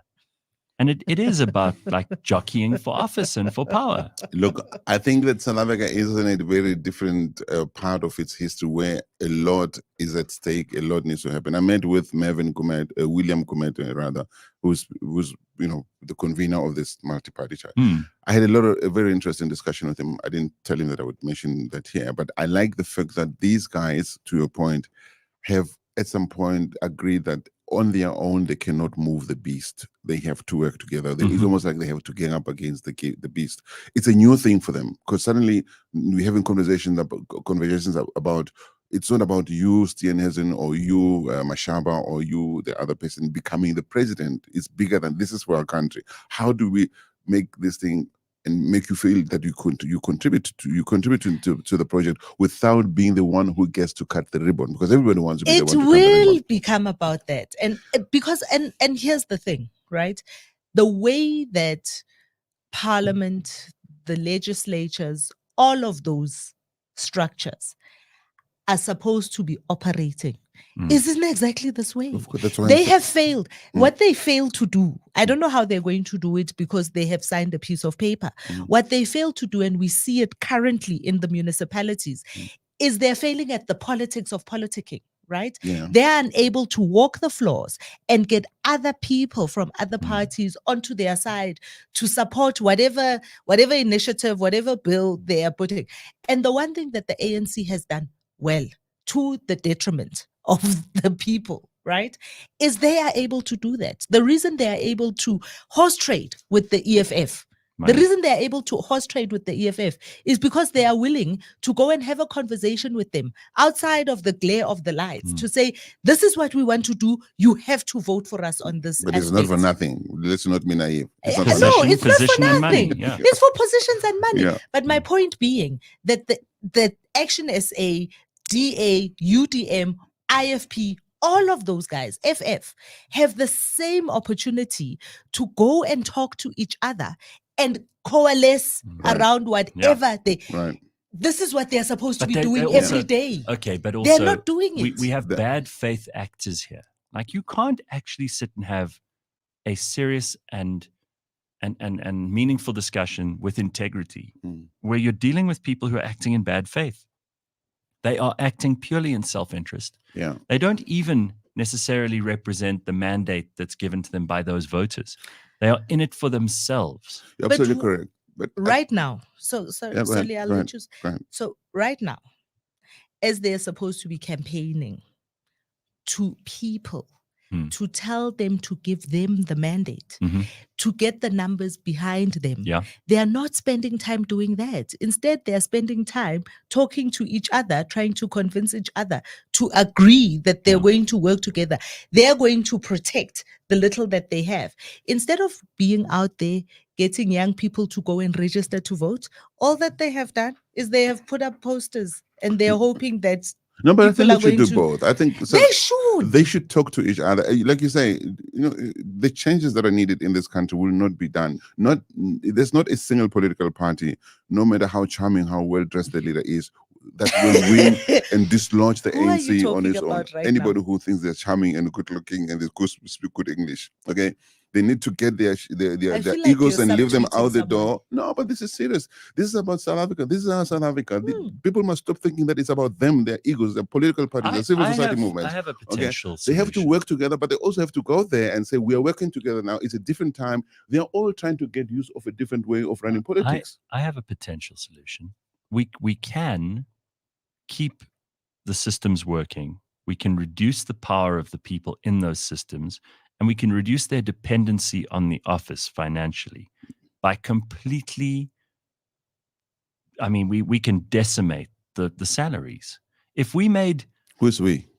The people. If the people of South Africa decided we are not paying the president more than 50 grand a month, and we're not paying, I mean, this current president wouldn't care less because he doesn't need the money. But most people in political office, if the president's only earning 50 and your municipal managers only earn 30, you're not going to get people who are after greed and corruption there. Right. You're going to get people who actually want to serve. And you don't think that's Gareth, is that facile? You know, You're going to find other ways of getting the money. I disagree that our current president doesn't care because he doesn't need the money. I don't think he needs the money, but I think he wants the money. And it's what it is. For me, it is one of the biggest. Every time I see the decisions that the president is making, when I hear him speak, it is the single biggest driving force of this particular president is in amassing more and more wealth. You know, he is out there all over the world with the begging bowl. We're back to the kind of fiscal lending that we haven't seen since before Nelson Mandela. We're back there. And we truly are in, and the levers of power are such that whether we decide to opt out of it or not, they will just simply go and borrow more money. What we do need is in my view, much more active citizens who care about the country, putting their hands up to be in those positions. It is because that's how you have to overwhelm the system with people who care more about the country than themselves.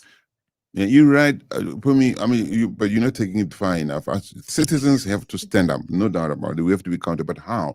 There are systemic things that have to happen to legally give the citizens the power. Because right now, in the current system, politicians go in there and they can show us the middle finger all they want. They've done it over and over again, and they will do it again. So we need to be able to have buffers that will ensure that, first of all, parliamentarians report to people, not to political party bosses. We've seen how many times, even when something is good for the people but not good for a political boss, they opt to defend the political boss against the broader interests of our people. So you're going to send people into that system that is so vulnerable to abuse.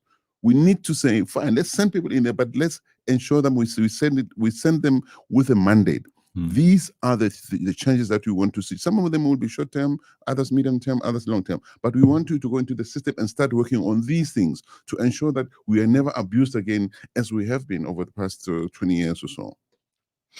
Yeah, and maybe, on reflection, just cutting some salaries right down to the bones isn't going to make a difference, because people aren't earning their corrupt money through those salaries. They're earning their corrupt money through all the tenders and deals that they do on the side. And we must stop dealing with extremism as heroes and heroines, because they're not.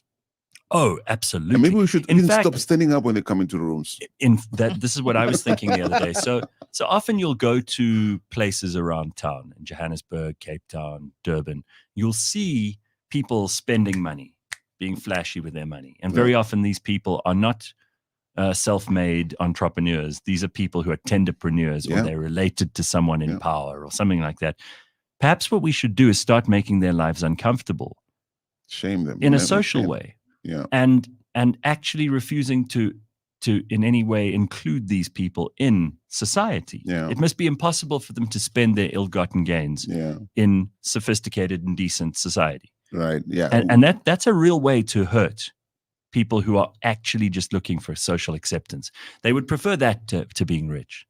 And if we deny them that, perhaps that'll filter back into the system. I don't know. It's a long vision. That's a long goal. Maybe it's completely imperfect. Well, it's possible if people unite. For now, in the same way that there's a whole fragmentation, there's a archipelization in the political side. On the social civil society side, this is the same thing. Many civil society movements, individuals doing amazing things, but they're all running in their own silos. At some point, we need to find a way to coalesce, to converge as a people, and we'll disagree on some things, agree on something, build a basket of things that are non-negotiable to build the country that we must be. All right, so I want to ask you both something, because you're now in the country, so you've seen the posters. Phumi referred to them. So I see SARA, the South African Rainbow Alliance, which is Colleen Makobele, right, formerly of COPE. She's running this. Seems to have a lot of posters up. Yeah, I've seen them in Pretoria and Johannesburg. Where's she getting the money from? Angas, but fine, wherever she's getting the money from. Yeah, but it's a coalition. It's a coalition of smaller parties. Maybe they have pooled together I'm less the money worried. they get I'm from less the worried IEC. about the money, but I see Rise Mzansi. You must be worried about the money. Well, yeah, we get to that, but I see Rise Mzansi, which is Songezo Zibi. Right. I see Sara, which is Colleen Makubele. Who else are we seeing? I don't see any other. Is my money out there on posters? I don't see my money on posters. I don't see Herman. Herman is all over the place. Does it matter? Do the posters matter? No, so here is your opportunity, because you are the brand guy. They do matter. Visibility does matter. I mean, people tend to go to navigate towards brands they are familiar with. Mentally, we have seen that. If you go into Google, you want to buy something, you see several brands. Something that you're familiar with means it's there, it stays, it's solid. So you tend to go towards it generally. But is the poster the right one? I'll tell you, I've not seen a single damn poster of Panyaza Lusufi, but I can't get away from the man. Every time I'm on any kind of platform, any kind of the socials, he is right there. He is right there. Yeah, he is everywhere. Is that not the way to be spending the money? Is that not the way people are spending their money? People who are in the ANC have access to public resources. Okay, the president can speak. You don't know whether he speaks as president of the ANC or the president of South Africa. Panyaza can do the same thing.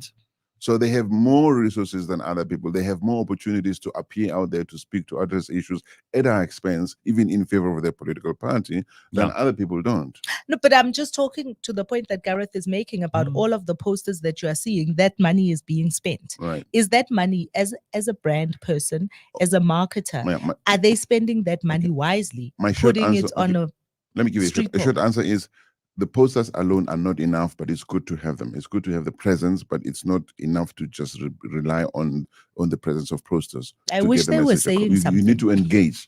No, you do need to engage. You need to go out there.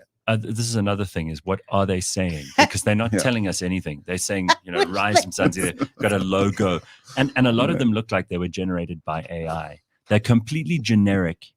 And trying to be everything to everybody. So it's 5 primary colors. It's got all the it's exactly. It's so predictable. It's been put through an AI engine without a doubt. And to me, there's a lack of attention to detail. Look, what's the message? Let me tell you something. We're not talking about funding, and funding is really important.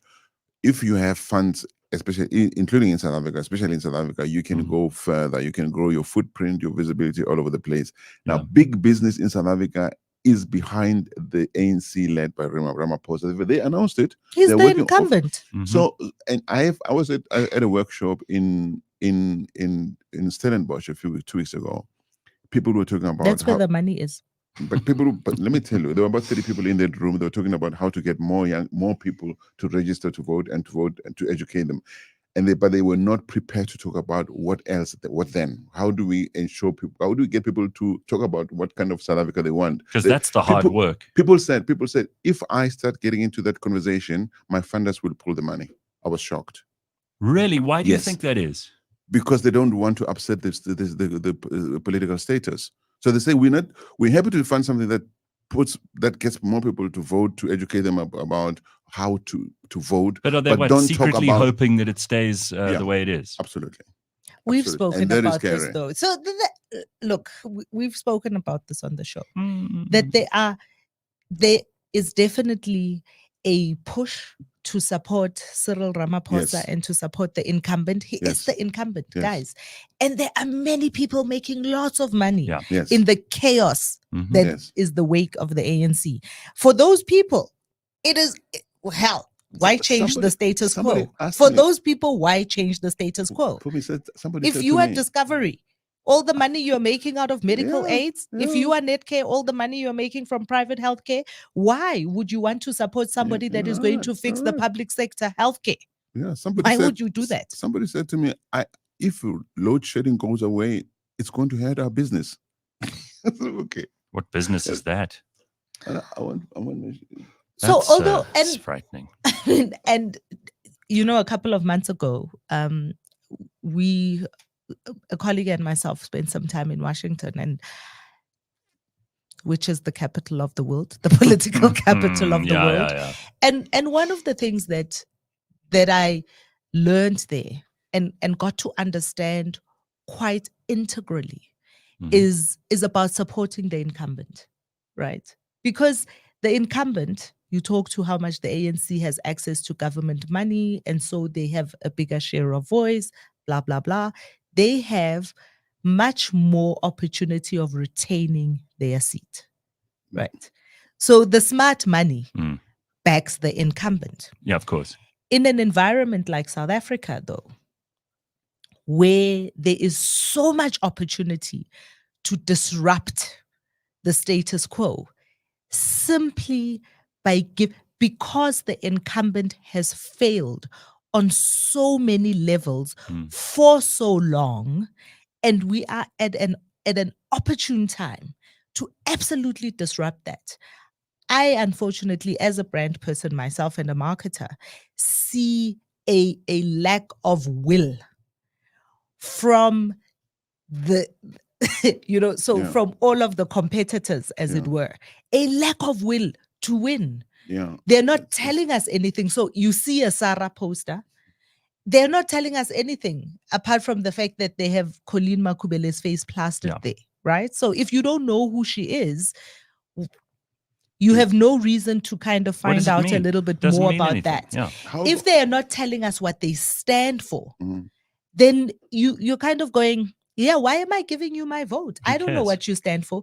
The two people who are telling us what they stand for very loudly all the time, whether you agree with it or not, is the EFF and it is the ANC. Yes. All the other people are telling us is they are anti-ANC. Yeah, I think that's a big problem. Yeah, I mean, it's the same conversation. Look, at some point we need to elevate the conversation to what do you think the people of this country want? We know what politicians want. It's more of they're going to go into the system. That's what scares me. We know what the people of this country want. The people of this country want, yes, young people want jobs. Young people want jobs and they want living wages. What the people of this country want is they want a country that works. They want to feel safe and secure, and they want to be able to go about their lives. But they also want probably equality before the law. Right now, we are at some kind of Orwellian animal farm. Surely you go and steal an Omo at your nearest Pick and Pay, and you don't have money for bail. You're going to rot in there. How many people have stolen? You wouldn't need to steal. You wouldn't need to steal an Omo if you had a good job that paid you well. No, but the point it happens. People do steal loaves of bread and Omos and stuff every day in this country, and if they don't have money for bail, they rot in jail. People have stolen millions that could have helped this country recover from so many ills of the past and of the present, and then they're still being protected. Zuma has still not been charged for state capture, as a matter of fact. He's at the center of that project. No one has. He has not been charged. Where are those guys? Where Matela Coco? Some of them, they get invited on these platforms. You know what I'm saying? It makes me mad that we give them the platform. Where is Batohi? Is she still any in a salary? Who appointed that woman? I mean, surely. Right. If President Cyril Ramaphosa. The more she speaks, the more she appears like she's a politician. Yeah. Listen. Making promises that she never delivers, so she must just go. Beating a drum. We've been beating that one with Shamila Batohi for ages. You're not going to get pushback from here. All right, so let's just talk quickly about what ordinary citizens can do, because I do get frustrated, and I know you guys, who are listening, and Phumi and Solly, you guys too. When you say people must get involved, what do you mean? Must they actually stand for political office? Because people have jobs, they have children, they have expenses, they have things to do. They don't have time to campaign. Or do we just have to make time out of nothing? What do you mean? What, must we get on our local municipality, our local city council, What must we do? There are plenty of ways of being more active. Like I said, I've said this before, there's numbers to begin with, right? Yeah. If each one of us listening to the show here today were to convince 5 people to vote along with us in a particular way, you have moved the dial. If you have 1 million people convincing 5 people each, you've got 5 million people voting for a particular way. So helping your organization that you believe in to win is being part of the solution. Where you have the capacity, if you have 10 Rand, 100 Rand, 1,000 Rand, then donate to a party that you believe in. They need the money. They need the funds to be able to campaign, to be able to run their offices, to be able to do all of the things that you are not willing to do. If you have the skill, whether it is a town planning skill, whether it is an engineering skill, whether it is a administrative skill, give your time. Give your time to an organization that you believe has the opportunity to shift the dial in whatever direction you wanted to shift the dial. But really and truly, you will not have that job. You will not have those, you will not have the nice house. You will not have the dog to look after, or your kids will have no future if we don't all stand up and do something now. Yeah, I think there are all those practical things that you've just mentioned, which I entirely agree with, that must happen. But I think there's also, we have elections coming up. We have to find a way to put conditions to these people contesting elections next year. What do we want? For instance, on the 28th of November this year, unfortunately, I won't be here. I've seen somewhere that the inter-party group, multi-party charter, is inviting civil society to meet with it somewhere in Johannesburg. I'm afraid that people are going to go there and listen to these politicians without being prepared about what they want to say to them. I would urge people who go to meet these people to go there prepared with a plan. With a plan. We will support you. This is if you do this X, Y, Z. And hold them to it. And if you promise, sign up for this. If you promise to do this and you sign up, almost sign a pledge. Yeah. These are the things that we want you to do, and we will support you. Okay. It's not about you telling us what you're going to do. It's about us saying. When is this? The 28th of November. 28th of November. Somewhere in Johannesburg. I'll share. I saw the invitation. Someone shared with you. That would be so people must be prepared when they go to those interactions, so that it's not politicians talking down at the people, but the people going there with readiness about what they want to see emerge next year. I heard somebody say again. I can't recall who it was this week. You know, we do like the Zuma years, they call it now. When you're in medicine, you have to go and work for the state for a year. You have to get that time in. You have to. It's almost like a service that you deliver to the state. Right. And we do this with very few other occupations. And this is the problem. Like if you're an accountant or an auditor, maybe instead of doing your articles, you also have to do a year, or perhaps it's that year, and you go into a municipality and you deal with one client. And so we have constant fresh blood coming in to clean out the system of all those corrupt practices. So you have someone come in who's an ambitious, newly qualified accountant or auditor, and they go into the Bloemfontein municipality, Mangaung, and they get given just some small project, which is then almost ring-fenced so that it can't be fiddled with by whoever's in charge. And these are just the numbers. Right. And here it is. This is your social service that you deliver to the country as your year of kind of becoming part of the future of South Africa in that profession. Yeah, the KPIs must be clear. Yeah. Don't you think there's a possibility that could be useful too? And it would also get the young people who are going to be the leaders of the future conscientized into how government works. Yeah. Or again, is that just pie in the sky? I think at a high level, all of that is correct. I totally agree. But at a high level, also, this country has not had a leader for many years who is able to stand up above the fray and talk to all South Africans across the board and say, guys, this is who we are, this is where we're going. Mandela was able to do that. Nobody else has been able to do that. I think the people of this country, look at how they've been calling Siya Kolisi to become president. I know. People are calling for you. People in the comment section are saying Solly Moeng for president. So just be careful. Don't knock it. Yeah, but we do that in South Africa. When somebody says something, we're like, yeah, you got to be president. Got to be president. Yeah. So I think that this country needs somebody who can rally the people across and not refer to just one group as his or her people. We need a president who doesn't respond to the political party in order to be the president that he or she must be. That's what we need. We are a complex country. People can side Singapore or Rwanda all they want. South Africa is a super complex country, and if you don't have the moral or the emotional intelligence and the maturity, the vision, the balance, the empathy to lead a country as complex and as pained as this country, you cannot be. If you blow your fuse too quickly because somebody disagrees with you, you suddenly want to punch people on international forums, you can't leave this country. You need to see a doctor and sort out your unresolved childhood issues before you can lead a country as this one. On the one hand, you say we need this kind of a leader, and on the other hand, you say all of these people want to be a president. Maybe the reason all of these people want to be the president is because they are saying, I have what it takes to be this.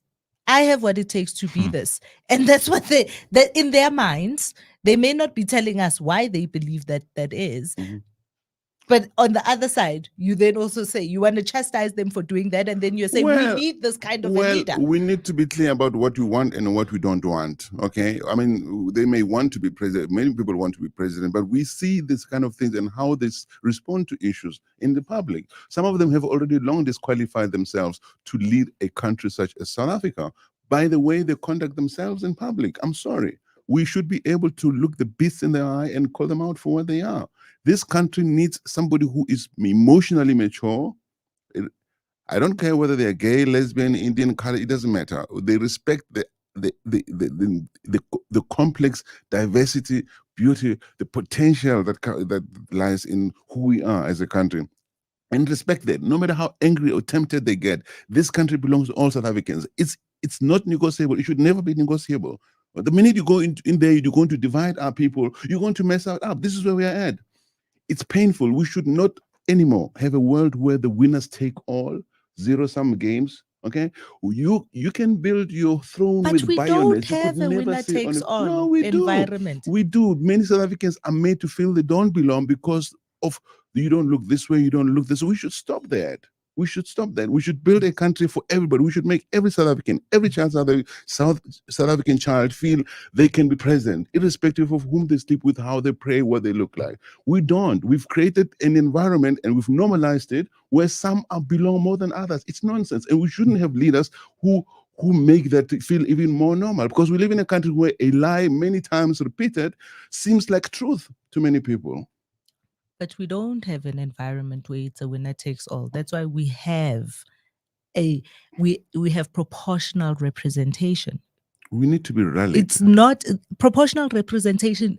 Absolutely means that the winner does not take all. The reason we are able to have a conversation about the fact that going into 2024, there is a very real reality that the ANC will be whittled down below 50% is because there is no first across the line, because we have got proportional representation.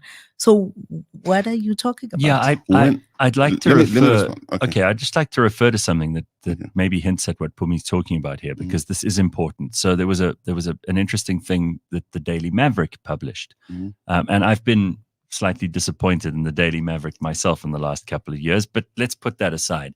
They looked at, for example, they asked a couple of questions. They've done some polling, and this is useful information. You might not like their political angle on things, but this is useful. What word or phrase describes how you feel about South Africa right now? The biggest word was disappointed. The next biggest were corruption, worried, hopeless, sad, confused, frustrated, hopeless, angry, disaster, ashamed, tired. None of these are good words, right? No. There are a couple of good words here. That there's good, which came up, but very, very small. There's developing. There's positive. There's concerned. Is this a word cloud? Yeah, it's a word cloud. Then you've got give an example of something that is going wrong. And they immediately, the load shedding is the biggest part of that. No. Then unemployment, then corruption, then crime, then inflation, economy, water supply, food prices. These are all very practical things. They're not ideological things. Sure. South Africans, again, to go back to something that has come up on the show a million times, the IRR years ago did this survey where they tried to figure out what the biggest issues are that affect and torture South Africans. None of them were ideological things like race identity, land, religion, politics. They don't care about that. Ordinary South Africans are interested in load shedding, unemployment, inflation, economy, service delivery, crime, corruption, infrastructure, food prices. They want a country that works. They want a That's country what that works. They just want practical leadership. They correct. want bureaucrats who will get things done that they'll never know the names of. Yes. That's what they totally want. agree with They that. don't want leaders. Yeah. They want people who can get shit done. Yeah. And then give an example of something that is going right. So this is an interesting word cloud too, because you have to dig deep to find something that's going right. And what the general consensus was here is more job opportunities. So people are seeing that. They mean the private sector. Right. They don't mean government. Lots of people saying nothing. Nothing is going right. That's scary. It's very scary. Education, some people. Very small number, but some. SRD grant. So that is going right for some people because it's keeping them out of abject poverty. It's not exactly lifting their living standards, but it's keeping them out of abject. Safety issues, corruption, not mentioned. Economy, BRICS. That's interesting. BRICS comes up. Sport is a big thing. Justice system, some people said. Reduced crime, some said. COVID recovery, some said. But those are the big words. Yeah. Now, Look, I think that's pretty scary. And then they also in the same study published this. 3 polls that have recently come out show that ANC support is falling off a cliff at the moment. Good. I'm sorry. Are we happy about that? No. Are we happy you're allowed to express your opinion? You think that's great? I'm happy. I think it should. 30 years too much. We've given them too much. They can't say they haven't had enough time to try. The solutions that this country needs in order to get out of the rut will not come from the African National Congress. It won't. There's a whole. There is an old animal with ingrained cultures. There's not one man who can come up there and change that. Old dog, no new tricks. We didn't sign up for the new democracy so that we can be governed by the same people for forever. We need to test this system that we can have a different lot of people who run this country. Of course, all of those things that you mentioned, those practical things need to happen. But the things, if the system has proven to be vulnerable to abuse, so that those things don't happen, then we need to look at the system. I don't think you're going to find a lot of counter arguments that people are desperate for the ANC to reclaim South Africa. I mean, I think that, Phumi, you feel the same way, and these polls seem to indicate ANC support is falling. Do you think the ideal outcome is for that to fall to somewhere in the 40s? I think the ideal limit would be for it to fall to a point where it never gets to decide on its own. We're going to give so much money to Cuba. We're going to do this without consultation. They have to be placed in a position where they have to negotiate in a multi-party forum for things to happen. Right now, they have made lots of decisions as low as possible, even through COVID. So the best outcome for you in the election as low as possible. As low as possible. We've given them too much power. We need to take that power away because that power has made them believe they own South Africa and they don't own South Africa. We need to keep reminding them that this country does not belong to them. What do you think the best outcome is in this election if we could wave Phumi's magic wand? A magic wand. Your magic wand. My lightning scenario is a completely new crop of people with new ideas. Yeah. How doable in the amount of time we have left is that? If we look at what happened on the continent over the past 2 years with the cycle of elections, it is possible. It is possible because we do have a youth dividend. We have got many people. We've got more people who have not shown up to vote for anybody than people who showed up to vote for all of them collectively. Right? So let's start there. That's incredible. Isn't that incredible? And what that means is it means that when we don't have individuals who can fire up the collective imagination of South Africans about what is possible, then you don't have people showing up to be part of that. So what we don't have, and I see comments here about whether people like the EFF and the ANC are telling us anything, whether they are posters or whatever. Yeah. And I think that we have to be unemotional about what we see. Emotionally mature, like Solly said. What we see, and understand me when I say you don't have to agree with it. But what the EFF categorically says all the time is they are clear about expropriation. Yeah. They are clear about... We know what some of their policy positions are. We don't know that have about some of the to others. agree with them. Right. We don't have to even Yes. think that they are remotely in the realm of possibility. Yes. But they are consistent about those things. And they are loud about those things. Right? Yeah. Where you try to be everything to everybody, You end up being you nothing. become nothing. We're going to have to stop at that point. We're going to have to call it quits. We're already at 8:00. Solly, last word. Yeah, in the end, the elections are not just for the ANC to lose; it's for somebody else to win. It is for them to want to win it. Right. And what we don't see is whether it is a Songezo, and you know, I mean, I think he's trying. Songezo is trying. He's to him. got Sure. he's trying with the new message. When we saw Cope come out, they came out and they had a particular position. NFP you spoke about came out and had a particular position.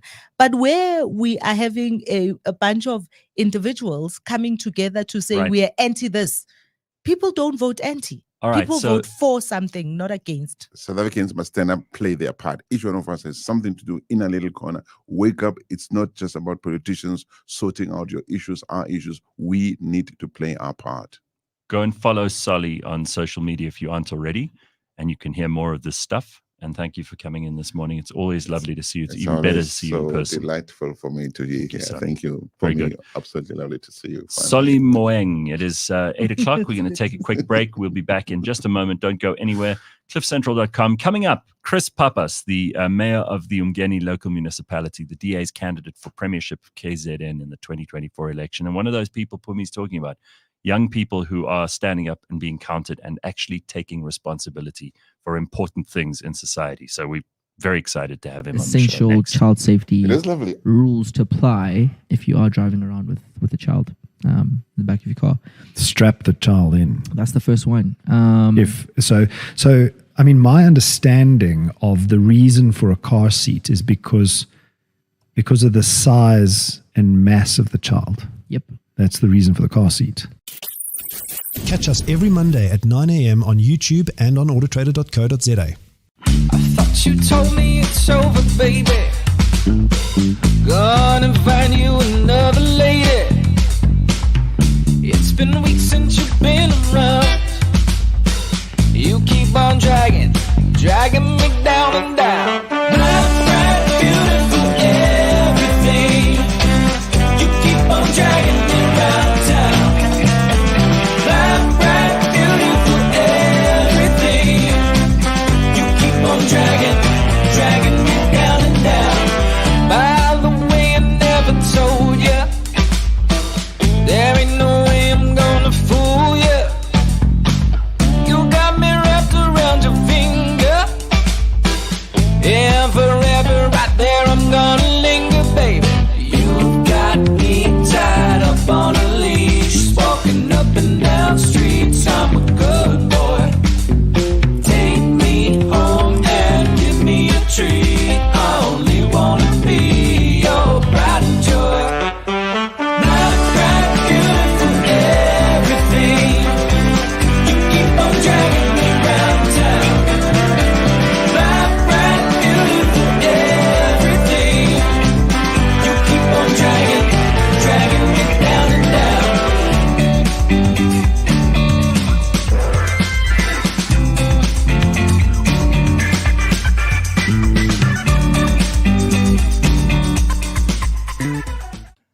Female sexual dysfunction is real. It's so real that nearly half of all women experience female sexual dysfunction. Educate yourself. There is somewhere, somebody that will be able to help you. Doesn't matter. It takes time to find out what is the cause of the sexual dysfunction, but we know about it. We see it every day in our practice, and we find a way to solve the problem. So feel free to talk to people about it that you trust and contact us. That was the Tea Health Show, empowering you with knowledge. Download all previous episodes on your favorite podcast platform. The Tea Health Show is brought to you by Tea Clinic. Okay, I didn't realize this, but Chris Pappas is actually, he's got the same birthday as me. Hi, August 26th. How's that, huh? All legends are born. Well, I mean, listen, you've done a hell of a lot more than I had done at your age. How old were you when you first got into the council in Ekurhuleni? I mean, eThekwini. 2016. How old was then? 27? Wow. That's pretty impressive. I think I was the youngest ward councillor at the time, yeah. You absolutely were. Well, lots of people have been asking for you. Our audience is very picky, and they don't want to hear from lots of people. So I hear, oh no, we don't want this idiot. We don't want that one. People have been just campaigning effectively. And these are not even people in your municipality or even in the province that you're now running for premier in. These are people across the country who are just blown away by what an anomaly you are. You shouldn't be, but you are. So, Phumi, you start. I know you've got lots to ask him, and you can even start. Because I'm super excited to have another Zulu in the studio. With what you said to me when I got here about my height. Let's start with People that. People are going to see this. Lalela. People are going to see this for themselves. Every time people come and visit us here in the studio, everybody is always taller than me. I'm so happy to not only have another Zulu in the studio, but also to have somebody shorter than me in the studio. Welcome. Thank you. And I did have to think about this. So, am I going to exclude Gareth by having a properly? Angifuni nokhuluma manga, because I was just like, yeah, yabona ke kusasa ekseni uGareth usenkingeni because kuzobe kunomuntu So estudio. shay hour long nje simhlebe engasizwe. Asidingi nokuhleba yena, sihlebe wonke umuntu ongalalela. Because truly, I think for me, you went viral with that big campaign in Zulu, and everyone was like, who's this white guy speaking Zulu? And I was like, abantu abazi ukuthi eNatali wonke umuntu speaks Zulu. Actually, Kusegameni kwaZulu Natal. But it is still very impressive.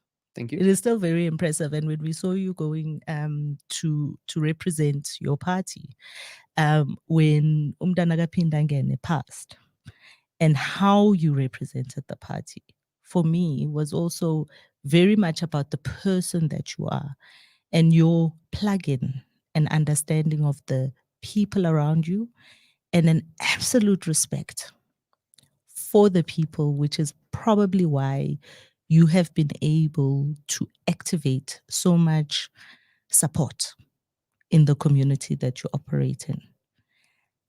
How did you get yourself into that mindset to be able to deliver in that way?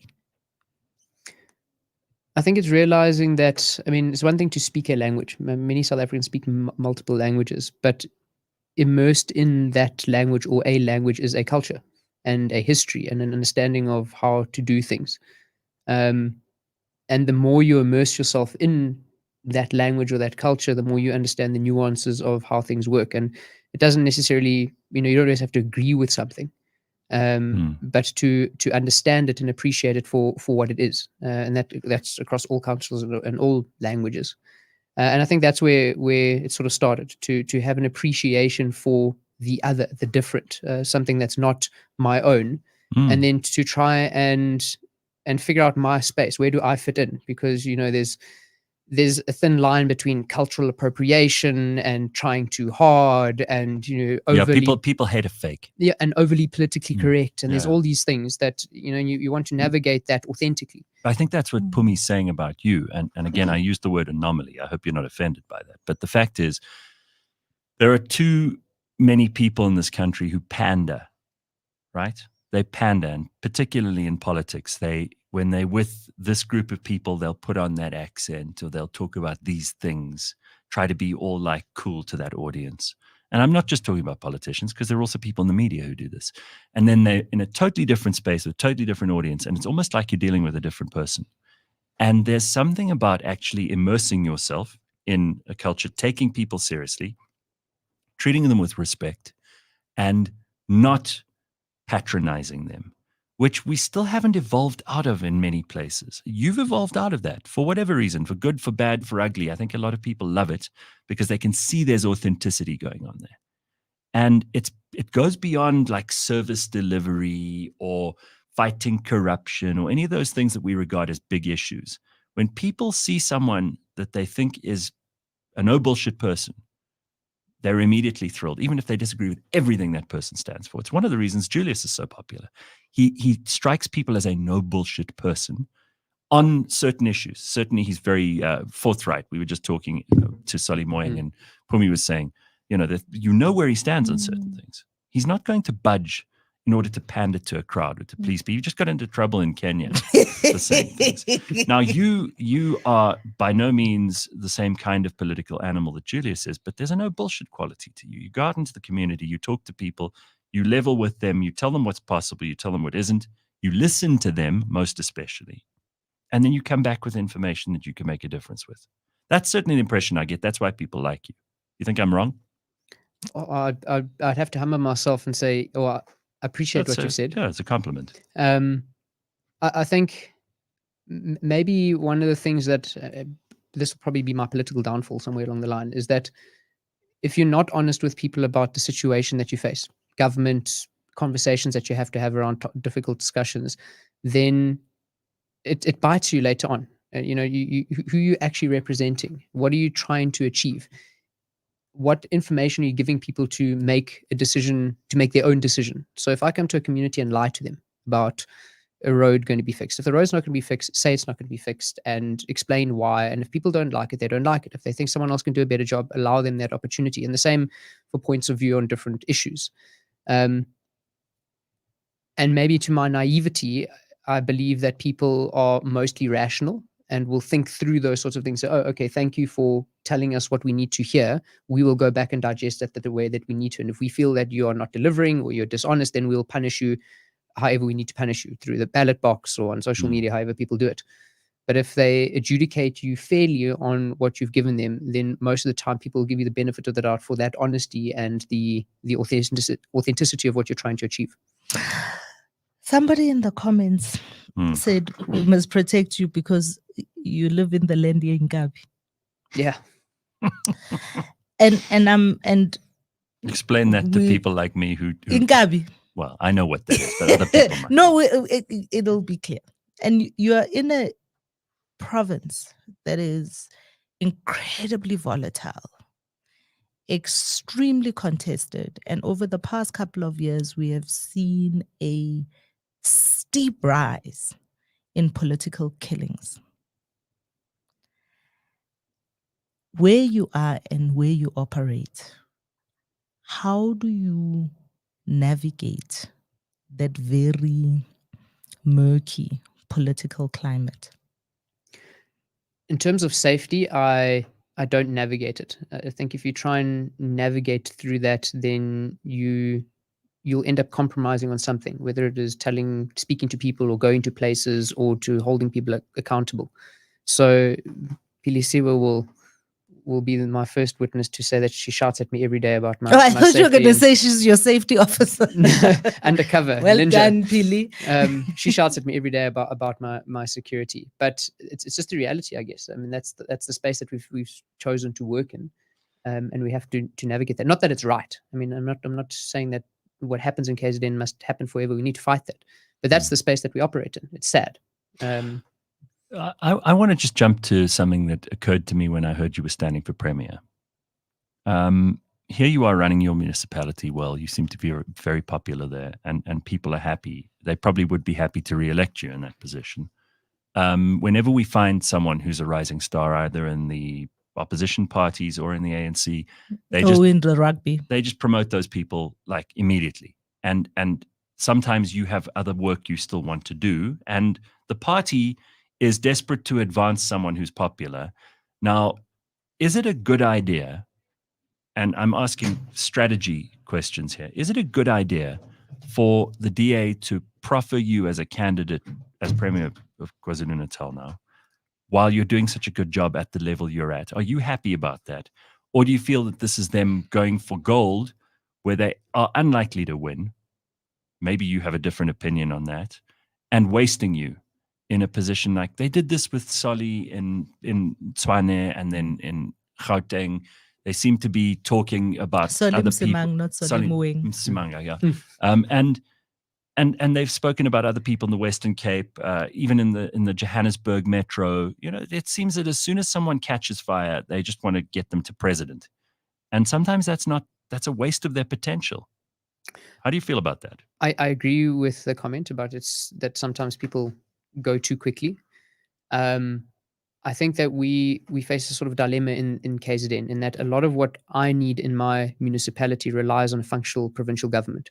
So we're not a metro, so we don't perform a lot of the functions. We need a functional provincial government in small municipalities.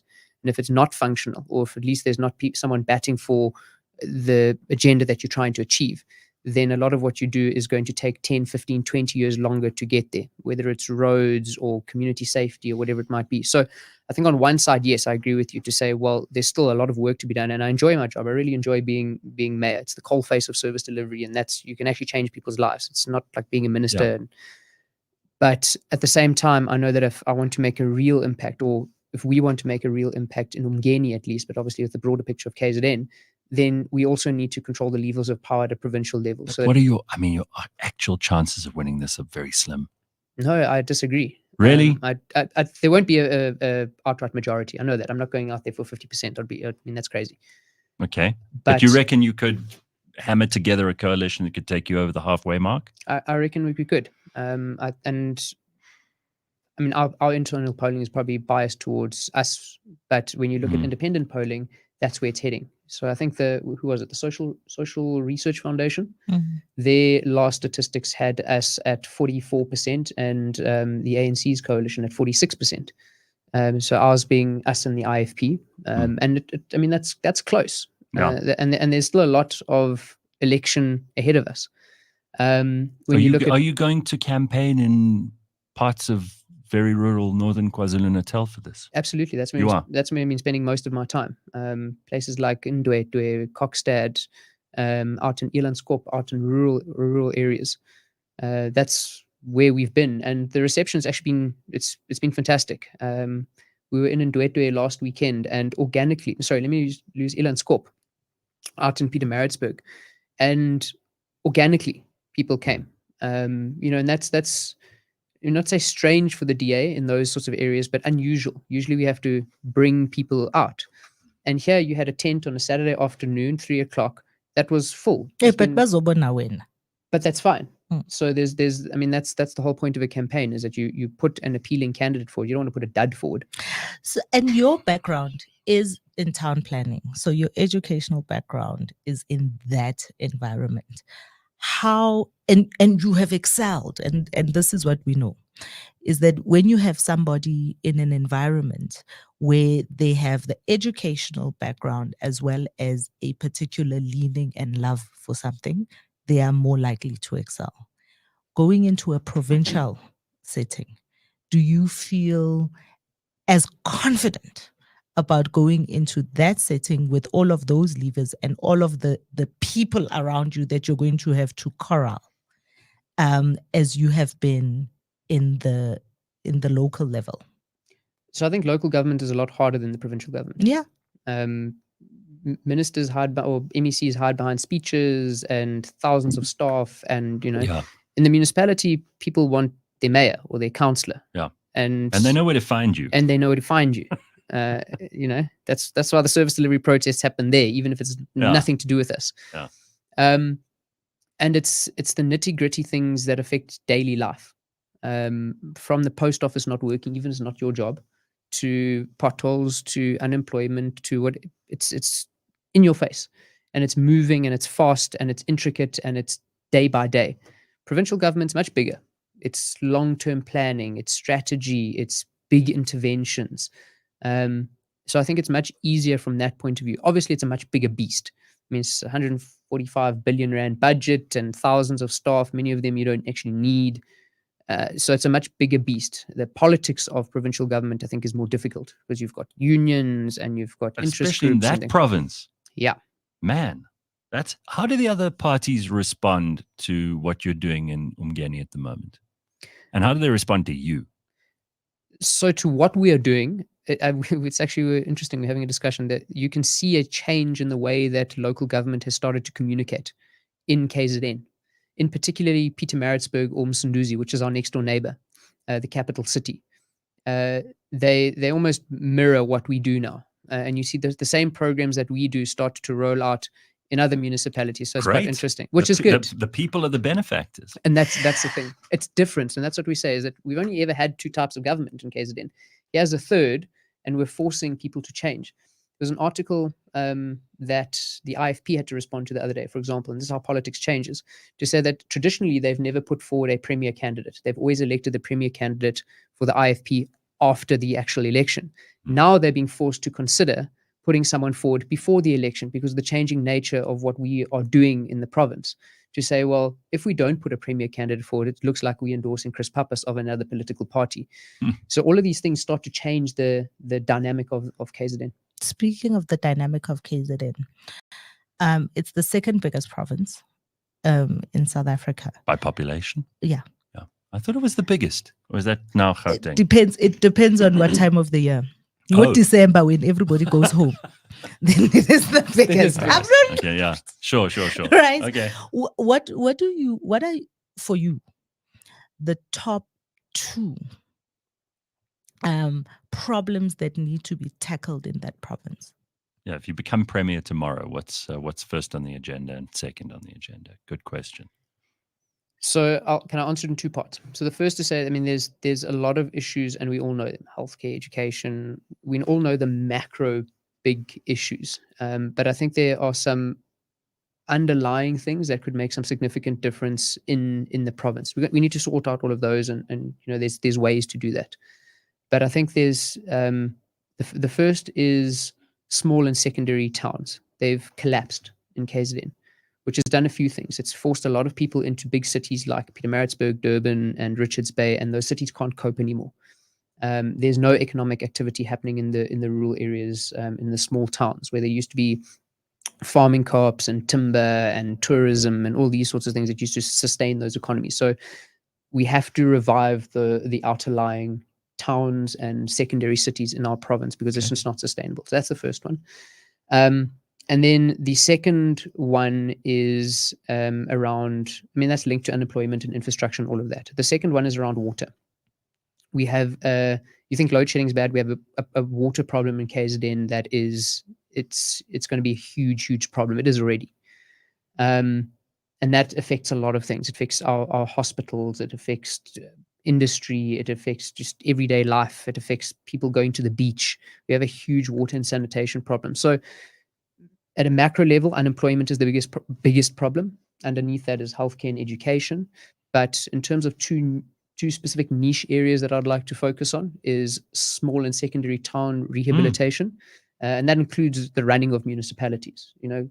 Cooperative governance have a lot of power over dysfunctional municipalities. And then the second and there is are a water lot of and those sanitation. dysfunctional municipalities. Yeah. And then the second is water and sanitation. Okay, I'm glad you brought up water and sanitation because I haven't been back to Durban. I used to be a regular visitor to KZN. In fact, I own a place there. Aren't you a surfer? No. But I own a place there and I love going there. I love the people. I love the climate. I love the place itself is just magnificent, right? But it's become a dump. The city of eThekwini is just a dump. Umhlanga is a dump. You can't go to the beaches. There's as you say, these water issues that are everywhere. Power issues. It just feels like the whole place is falling to pieces and it's retrograde. It is no longer a province that I would send overseas visitors to. I'm not proud of it. I want out. I want to get rid of everything and anything I've got there, and I don't want to visit it again. And I don't think I'm the only one. For people who live there, it's a lot worse because they can't go anywhere. They don't necessarily have an out. I mean, we're not all thinking of semigrating to the Western Cape, but Gauteng stuff still mostly works. And I feel like I'm putting a very low bar on this. But it does seem like in the last 5, maybe 6 years, KZN is an unfair an unfair number of real tragedies and disasters befall it, from flooding to riots to political instability. These are all things that fall onto the laps of politicians and have to be solved. And they're big problems. They're big social problems. They're big infrastructural problems. Why would you want to get stuck into this? It's just such an ugly place to get involved in politics. And there's so many practical things that need just people who can do stuff, like we were talking to Solly about, to fix. Is it fixable, for starters? And what's your vision for how that's going to work out? There are parts of it that are fixable, and there's parts of it that are not. We have to be honest with the reality of what actually exists on the ground. I'll tell you a very short story. I went to a Shembe church gathering, thousands of people. And the one, I guess he was a priest, stood up and spoke. And before his introduction was, I used to travel through eThekwini to get to where I needed to for my religious work. I used to get out in the central taxi rank at Warwick Avenue in central Durban. And it used to be spotless, central taxi rank. He says, today, I can't get out that taxi without wearing gumboots. I can't walk there. And I mean, that's the reality. So that's just a sort of vivid image coming from the residents and users. And you're saying this in response to politicians who are visiting. But I study town planning because that's what I like. I like the built environment, the human development. And with that does come problems. Many of the ones that you've mentioned are either self-inflicted or have been made worse because of our response to them, like the R1 billion that's gone missing in eThekwini to sort out the floods. I mean, that could have done a lot of work. The riots, those were those are human problems. Those weren't environmental issues. So why get stuck in it? Because I enjoy it. I enjoy, I mean, we are live, so I'm sure the people they'll comment here, but that's fine. Sometimes people annoy me because people want instant gratification or they want something instantly solved, and they see the pothole outside their house or they see the streetlights outside their house, and they forget that we live in a much bigger world with a lot of different moving parts. And that's what I like. I like to look at the moving parts and how they interplay with each other and how that works. You're like a trauma surgeon then. I've become one. Well, eThekwini needs a trauma surgeon. You need someone who can triage this problem. So you'll find out what the biggest issue is that is killing people, that is the most dangerous to their health and welfare. You'll sort that out first, and then you'll get to those potholes outside someone's door. And take people along with you. If you can't fix the pothole outside Auntie Jane's house, say, listen, Auntie Jane, the hospital's collapsing. There's thousands of people dying. We'll get to your pothole. And we haven't forgot about understand you. Unless she's a maniac. But don't tell Auntie Jane your problems don't matter to us. We're never going to talk to you. Just pay your rates, and that's where government ends for you. It's people own government, and that's where politicians get it wrong. I don't own my municipality. You guys own government. You are the shareholders. So take the shareholders along with you. Communicate with them. Tell them how their business is doing. So you've decided to make a career out of politics, and you started early on. You started at UP, I think, when you were in university. You were born in Maritzburg, though. Born in Maritzburg, but everyone in KZN is born in Maritzburg. And then that's not true. Wow. But grew up in the farming areas. Okay. And you went to Pretoria, as Phumi said. Yeah. University. Actually, you played at when you're still DJing back then at Loftus, I remember. Oh, really? That was the thing? There was a... If only I'd known. I should have made friends with politicians earlier on. I would have been, further down the line. Yeah, I know. Yeah. But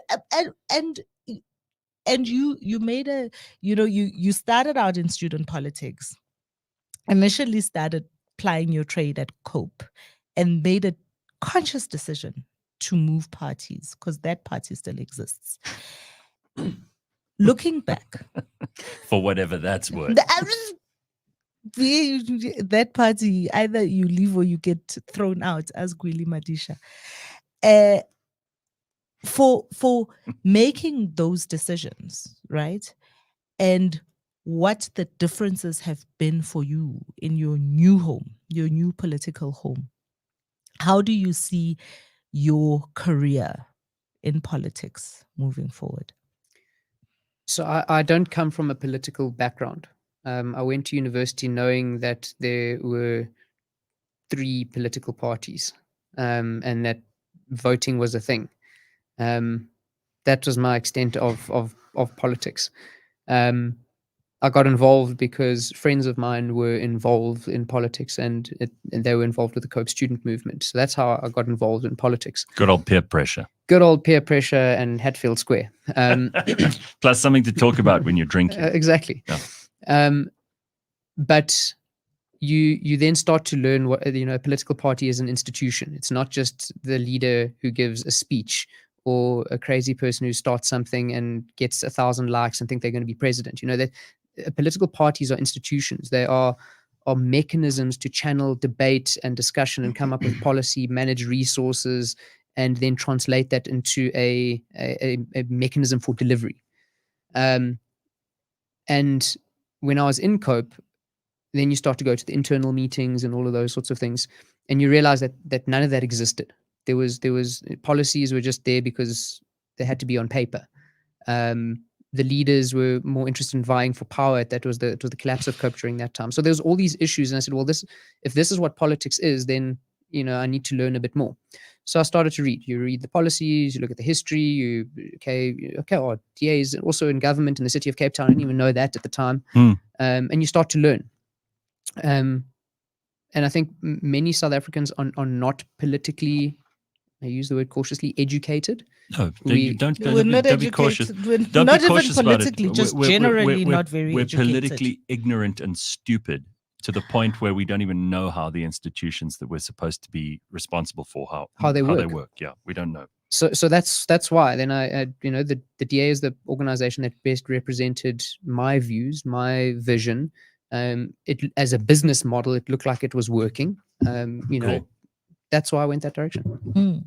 And now that you've also been exposed to the international, because you've been to the State Department at their mayoral level, and you've been invited to quite a lot of international platforms too.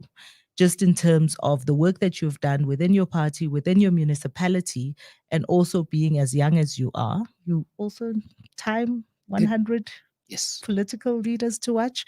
That's quite a lot that you have been exposed to. What do you think South Africa could learn, not just your party, but all the parties, from the international exposure that you have had? Sure, a lot. So firstly, every country, every society's got problems. So don't look at South Africa as a microcosm and that the world's falling apart. We have some really deep, serious problems that we need to resolve, but every country's got issues. That's the first thing. The second thing is that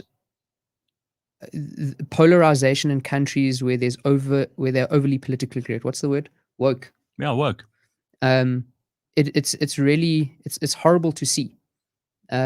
Especially in the United States, it's really horrible to see countries that are overly politically correct to a point where you can't have a serious discussion about important issues that you need to resolve, because everyone's too scared to hurt everyone else's feelings without actually critically engaging constructively.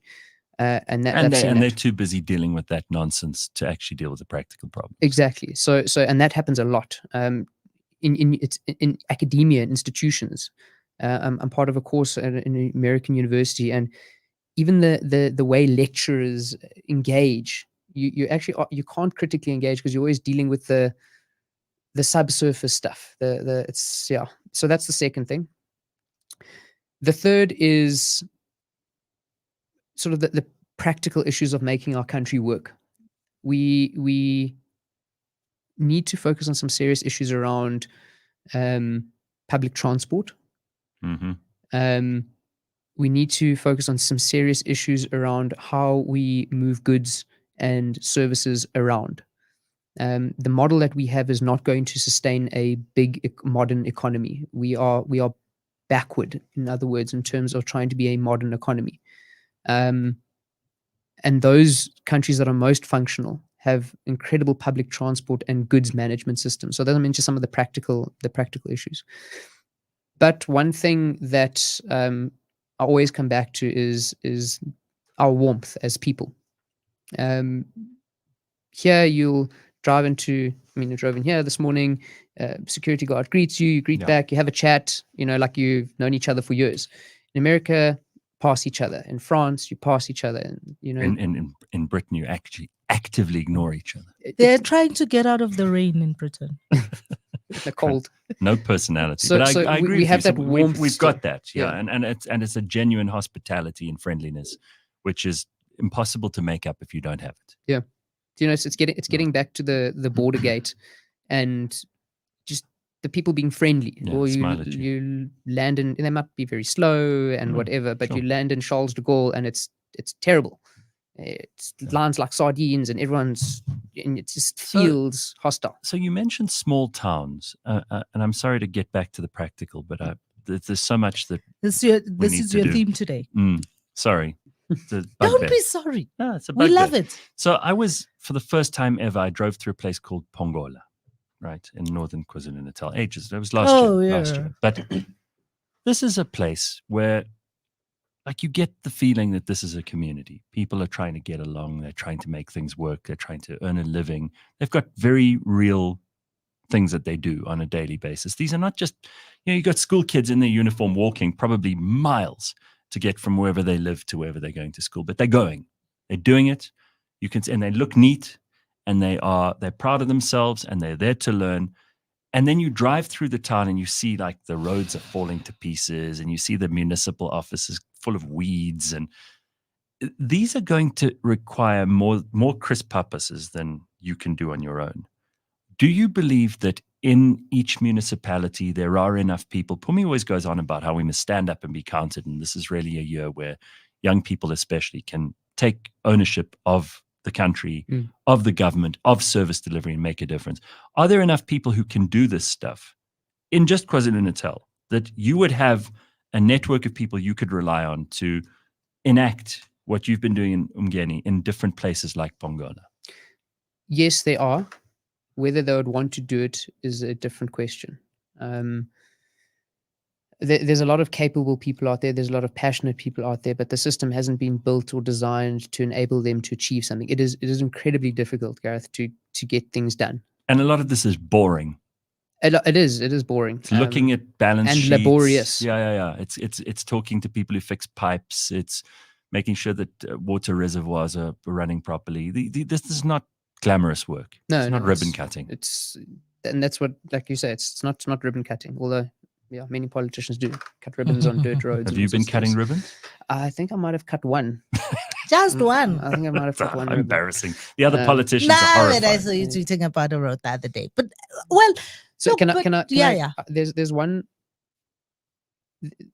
As in some of those municipalities, no matter how efficiently you run government, they will never work with the current model that we have. So we have some serious systemic issues around the way that we've modeled local government that needs to change. You can't go to a place like Indwedwe, Nongoma, even Pongola, where only 10% of the population is able to pay the municipality because of unemployment and historical issues and.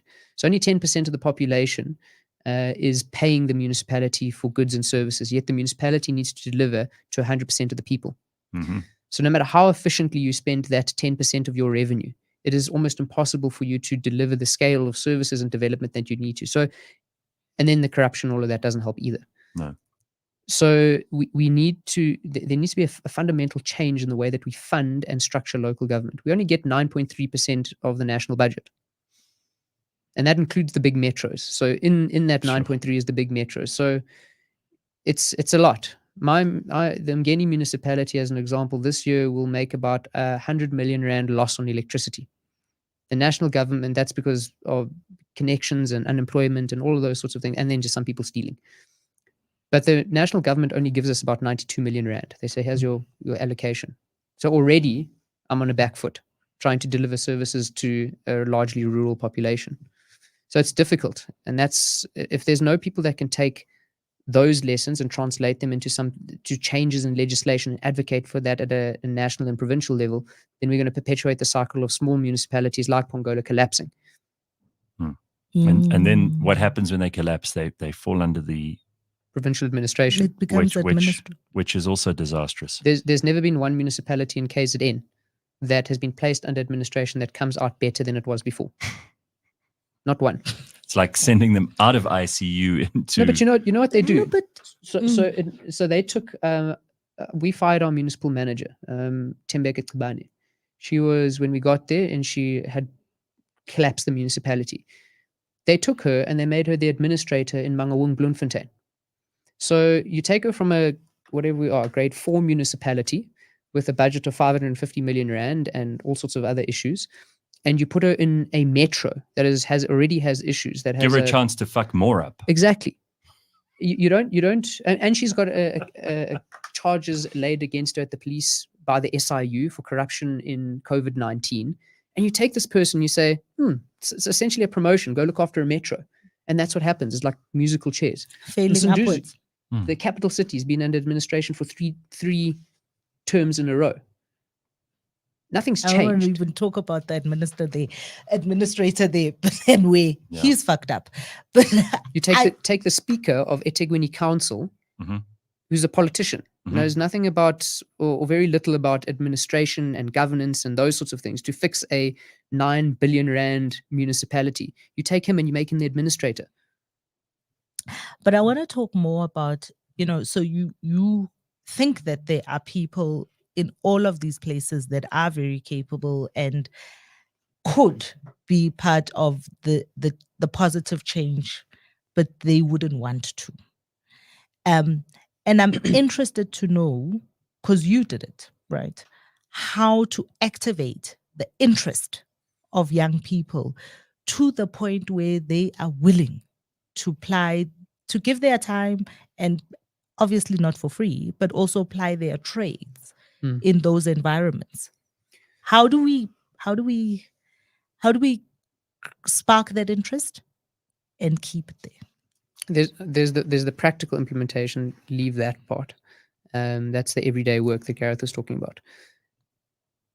It's not nice to work in an environment where you're always corrupt, you're always useless, no one wants to go to work like that. So no matter what, all politicians are the same, right? We're all corrupt, we're all useless, we're all whatever. So it gets to a point where you say, I actually don't have to go to work every day and be called corrupt and useless.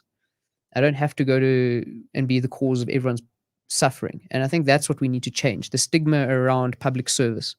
This is that you can actually go into public service and do good and make a difference, and ignore, if it sticks, then you probably are corrupt and you probably are useless, and that's why it hurts so much.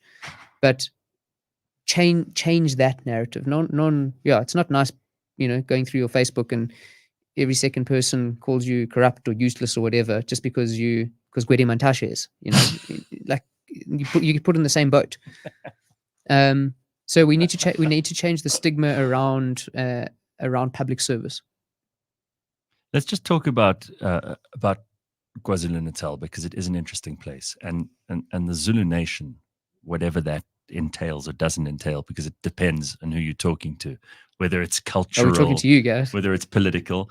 No, I mean, I care about this stuff because I care about history, and KZN has probably a more voluminous history than almost any other province, but maybe there's an exception in the Western Cape because it's just a little bit older in terms of recorded history. But there's more stuff going on in KZN, and there's more of a tapestry of history than anywhere else. And we've got competing interests there in a way that is very, 2024. It's a super exciting place in some respects. I always say you've got this melting pot of Zulu culture, which is probably the most identifiable in South Africa. It's got, depth. It's got stories. It's got language. It's got people with it's been institutionalized. It has been. And there's a king and there's a whole lot of stuff there that's very, very strong compared to anywhere else, which feels watered down. Then you've got this Indian community, which is extraordinarily productive and inspiring and driven. And there's a feeling of real community there too. You've got the white population of KZN, which is also fascinating and has a very different history to the rest of the country. It even sounds different to the rest of us. And all of these people are pretty much trying to achieve the same thing in the province. They all want it to work, and they're not really interested in ideology as much as we think they are. Not, we went through that list earlier from the Daily Maverick of stuff people are concerned about. Very few of those things are ideological or cultural or political. So how are you going to appeal to that part of what people want without doing what inevitably happens in this country when politicians feel encumbered by something, is they resort to appealing to the Indians on this and the Zulus on that and the whites on this, especially in the DA, where the DA has been called a white party and it's been called this and that and it's opposition and it doesn't really stand for anything. How do you attack that monster?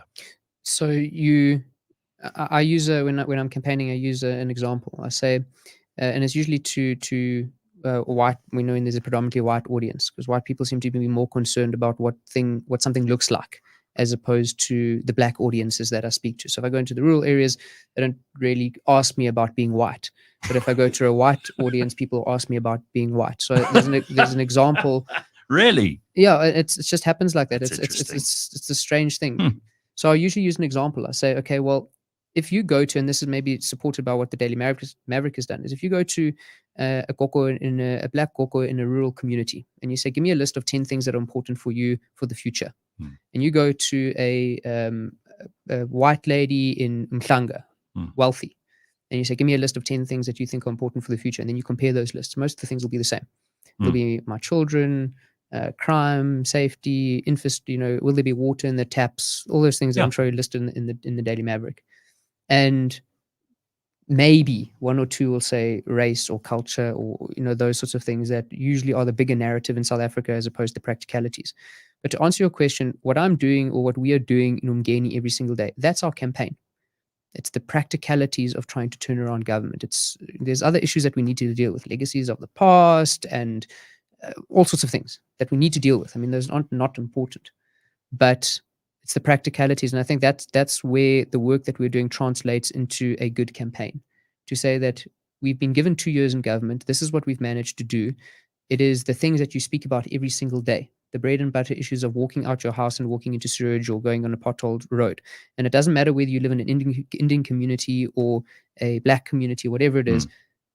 We all want our roads fixed. We all want the water to work. And let's focus on those things. But let's also be fair. The DA ties itself in knots about what it looks like. I think we have more so in the past. I've brought this up with John Steenhuisen and with a number of other people, is that the DA is just perennially confused about whether it's projecting the right look to people. They are, right, Phumi? You know what I mean? Yo, people already think I hate the DA. I ain't saying no. Okay, you we'll just keep that quiet. But you understand. We're just saying you must be honest earlier. But you understand what I mean. And that grace is not extended to and there's a thing. Maybe you're right. Maybe it is like the whites, because the whites maybe are more interested in the cosmetic aspect of this than they should be. But it is a major pitfall for a party if they're going to be more obsessed with this stuff than the electorate are. I agree that I think we're moving away from that more. I mean, it always has to be a factor. I mean, you always have to think about what you're saying and doing. If you want to be a middle ground party, if you want to not take sides based on identity, then you do have to navigate that, because you make a mistake and automatically you get shifted one way or the other. I think in the past we've made that mistake more than we're doing now, to say, well, let's pander, as you were saying. I think now we're more focused on, the 30-35% of the vote that we know we can get, and we don't pander so much to the extremes on either side. But it'll always be an issue that we have to contend with if we are truly trying to be a centrist organization that believes in diversity, because that believing in diversity means that we must take into consideration a wide diversity of views. We don't always have to agree with them, but we do have to consider that South Africa has a lot of opinions and has a lot of different types of people. And we can either be a Julius Malema and say, screw everyone else and just focus on a certain group of people. Grievances. Or we can sound like, a different extreme, a patriotic alliance type extreme, and do that. Or we can say, let's have the tough conversations that we have to have in the middle. And sometimes that does mean, what does that sound like? How do you address the issue without pissing off 90% of the people in the country, because there is a longer term vision. I think we have made, and admittedly, we have made that mistake more so in the past, where we actually didn't know who we were, because we're in a stage to say, well, we want to grow, we want to get bigger, but who do we represent and what are we trying to say? And and you're trying to be everything to everybody, which happens too. And I mean, as an ordinary member in the organization, 5 or 6 years ago, we didn't even know what we're trying to say. So we're sitting there saying, well, we've got 5 different types of election posters. They all have different messages. One week we're in this community saying this, next thing, and it was a bit messy. But I think we've got to a stage now, we've said, okay, well, that didn't work. That clearly that didn't work. Let's represent a solid center of South Africa, 35% of people. And what do those South Africans want? They want us to be able to have tough conversations. They want us to be rational. Why would you limit yourself to only the 35%? For now. I mean, first of all, I don't think South Africa is ever going to have another 50% party. I think that's just the nature of the way that we've set up our democracy, unless we change how we elect our electoral system.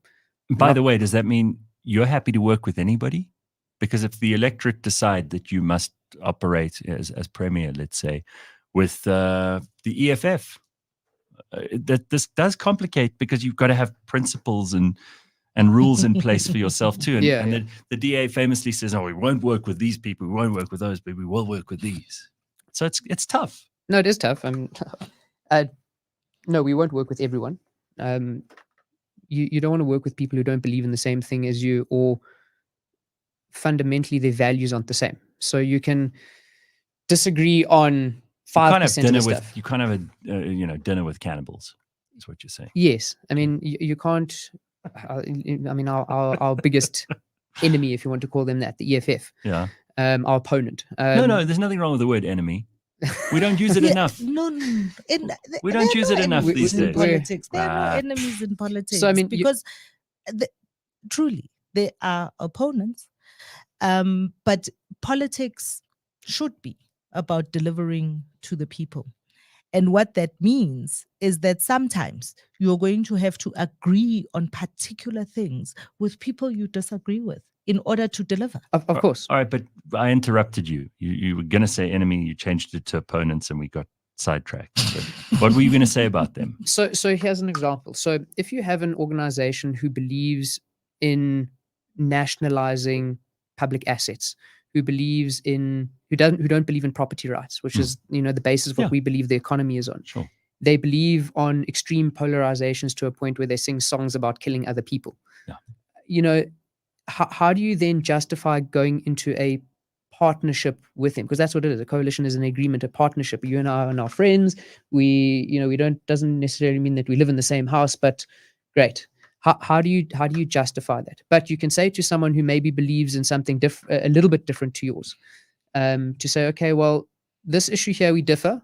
When we discuss that, we'll discuss that. Generally, we're going in the same direction. We want a free market economy. We believe in the Constitution. We want property rights. We want the rule of law. We want equality. Those sorts of things. So, okay, our car is moving in the same direction. So we can jump in and drive there. And when we have a disagreement, we'll get out and relook at the map. But with the EFF, you're going opposite directions. I mean, we've spoken about this on the show before. The fact that the horseshoe way in which Parliament sits, and the fact that on the extreme ends, right next to each other, is the EFF and the FF. And we have a very real and practical example where those two parties, who on paper look like polar opposites, actually voted together on the issue of expropriation without compensation to defeat what was sitting in Parliament for very different reasons, but voted together, and therefore it did not pass, right? But change the way you've said it. They didn't vote together. It looks, but because the EFF and the FF voted in the same way together, not with each other, together, the bill did not pass. Their motivations were different. And that's why I say they sit next to each other, even though they are on the extreme ends of the spectrum. That's all I'm saying. But with the few minutes that we have left, For those people who may not have seen your social media, who may not know what you have been doing in Umgeni, you have an opportunity to tell a young person sitting in Nyanyatu, where my dad is from, why they must vote for you for Premier next year. Okay, remember where they're from. They're not going to speak Afrikaans. I was going to say, go on. At least you can do this. So we have a very difficult choice to make. We can continue the way that we've been going, or we can make some sort of fundamental change in the direction and the way our country is governed. We're talking about our province now, KZN. The power to do that is not with me. I can give a powerful speech. I can knock on as many doors. The power to do that lies in your dad's hands. Your dad needs to decide if he wants to be a part of creating something different, or if he wants to be a part of endorsing, because that's what is endorsing the same. I want you to talk to young people. Oh, your dad's not young. Oh. Yeah, my dad's not young. That's why I said to you, if you're talking to a young person, okay, no, that's in different. The same place where my dad is from, Enyanyatu, today. So if you're talking to a Wandile Kubeka. Cool. So this is my message to Wandile. Wandile, if you are a young black South African, the likelihood of you being employed before you are 60 is less than 50%. So get comfortable being unemployed, sitting at home and relying on the state, because nothing's going to change unless you make it change. The way that you make it change is by deciding who best represents your future. And that is what voting is about. It's about deciding what comes next. So as a young person, decide what comes next. Do you want to be unemployed for the foreseeable future? Or do you want to be able to take back ownership of your life and create that change?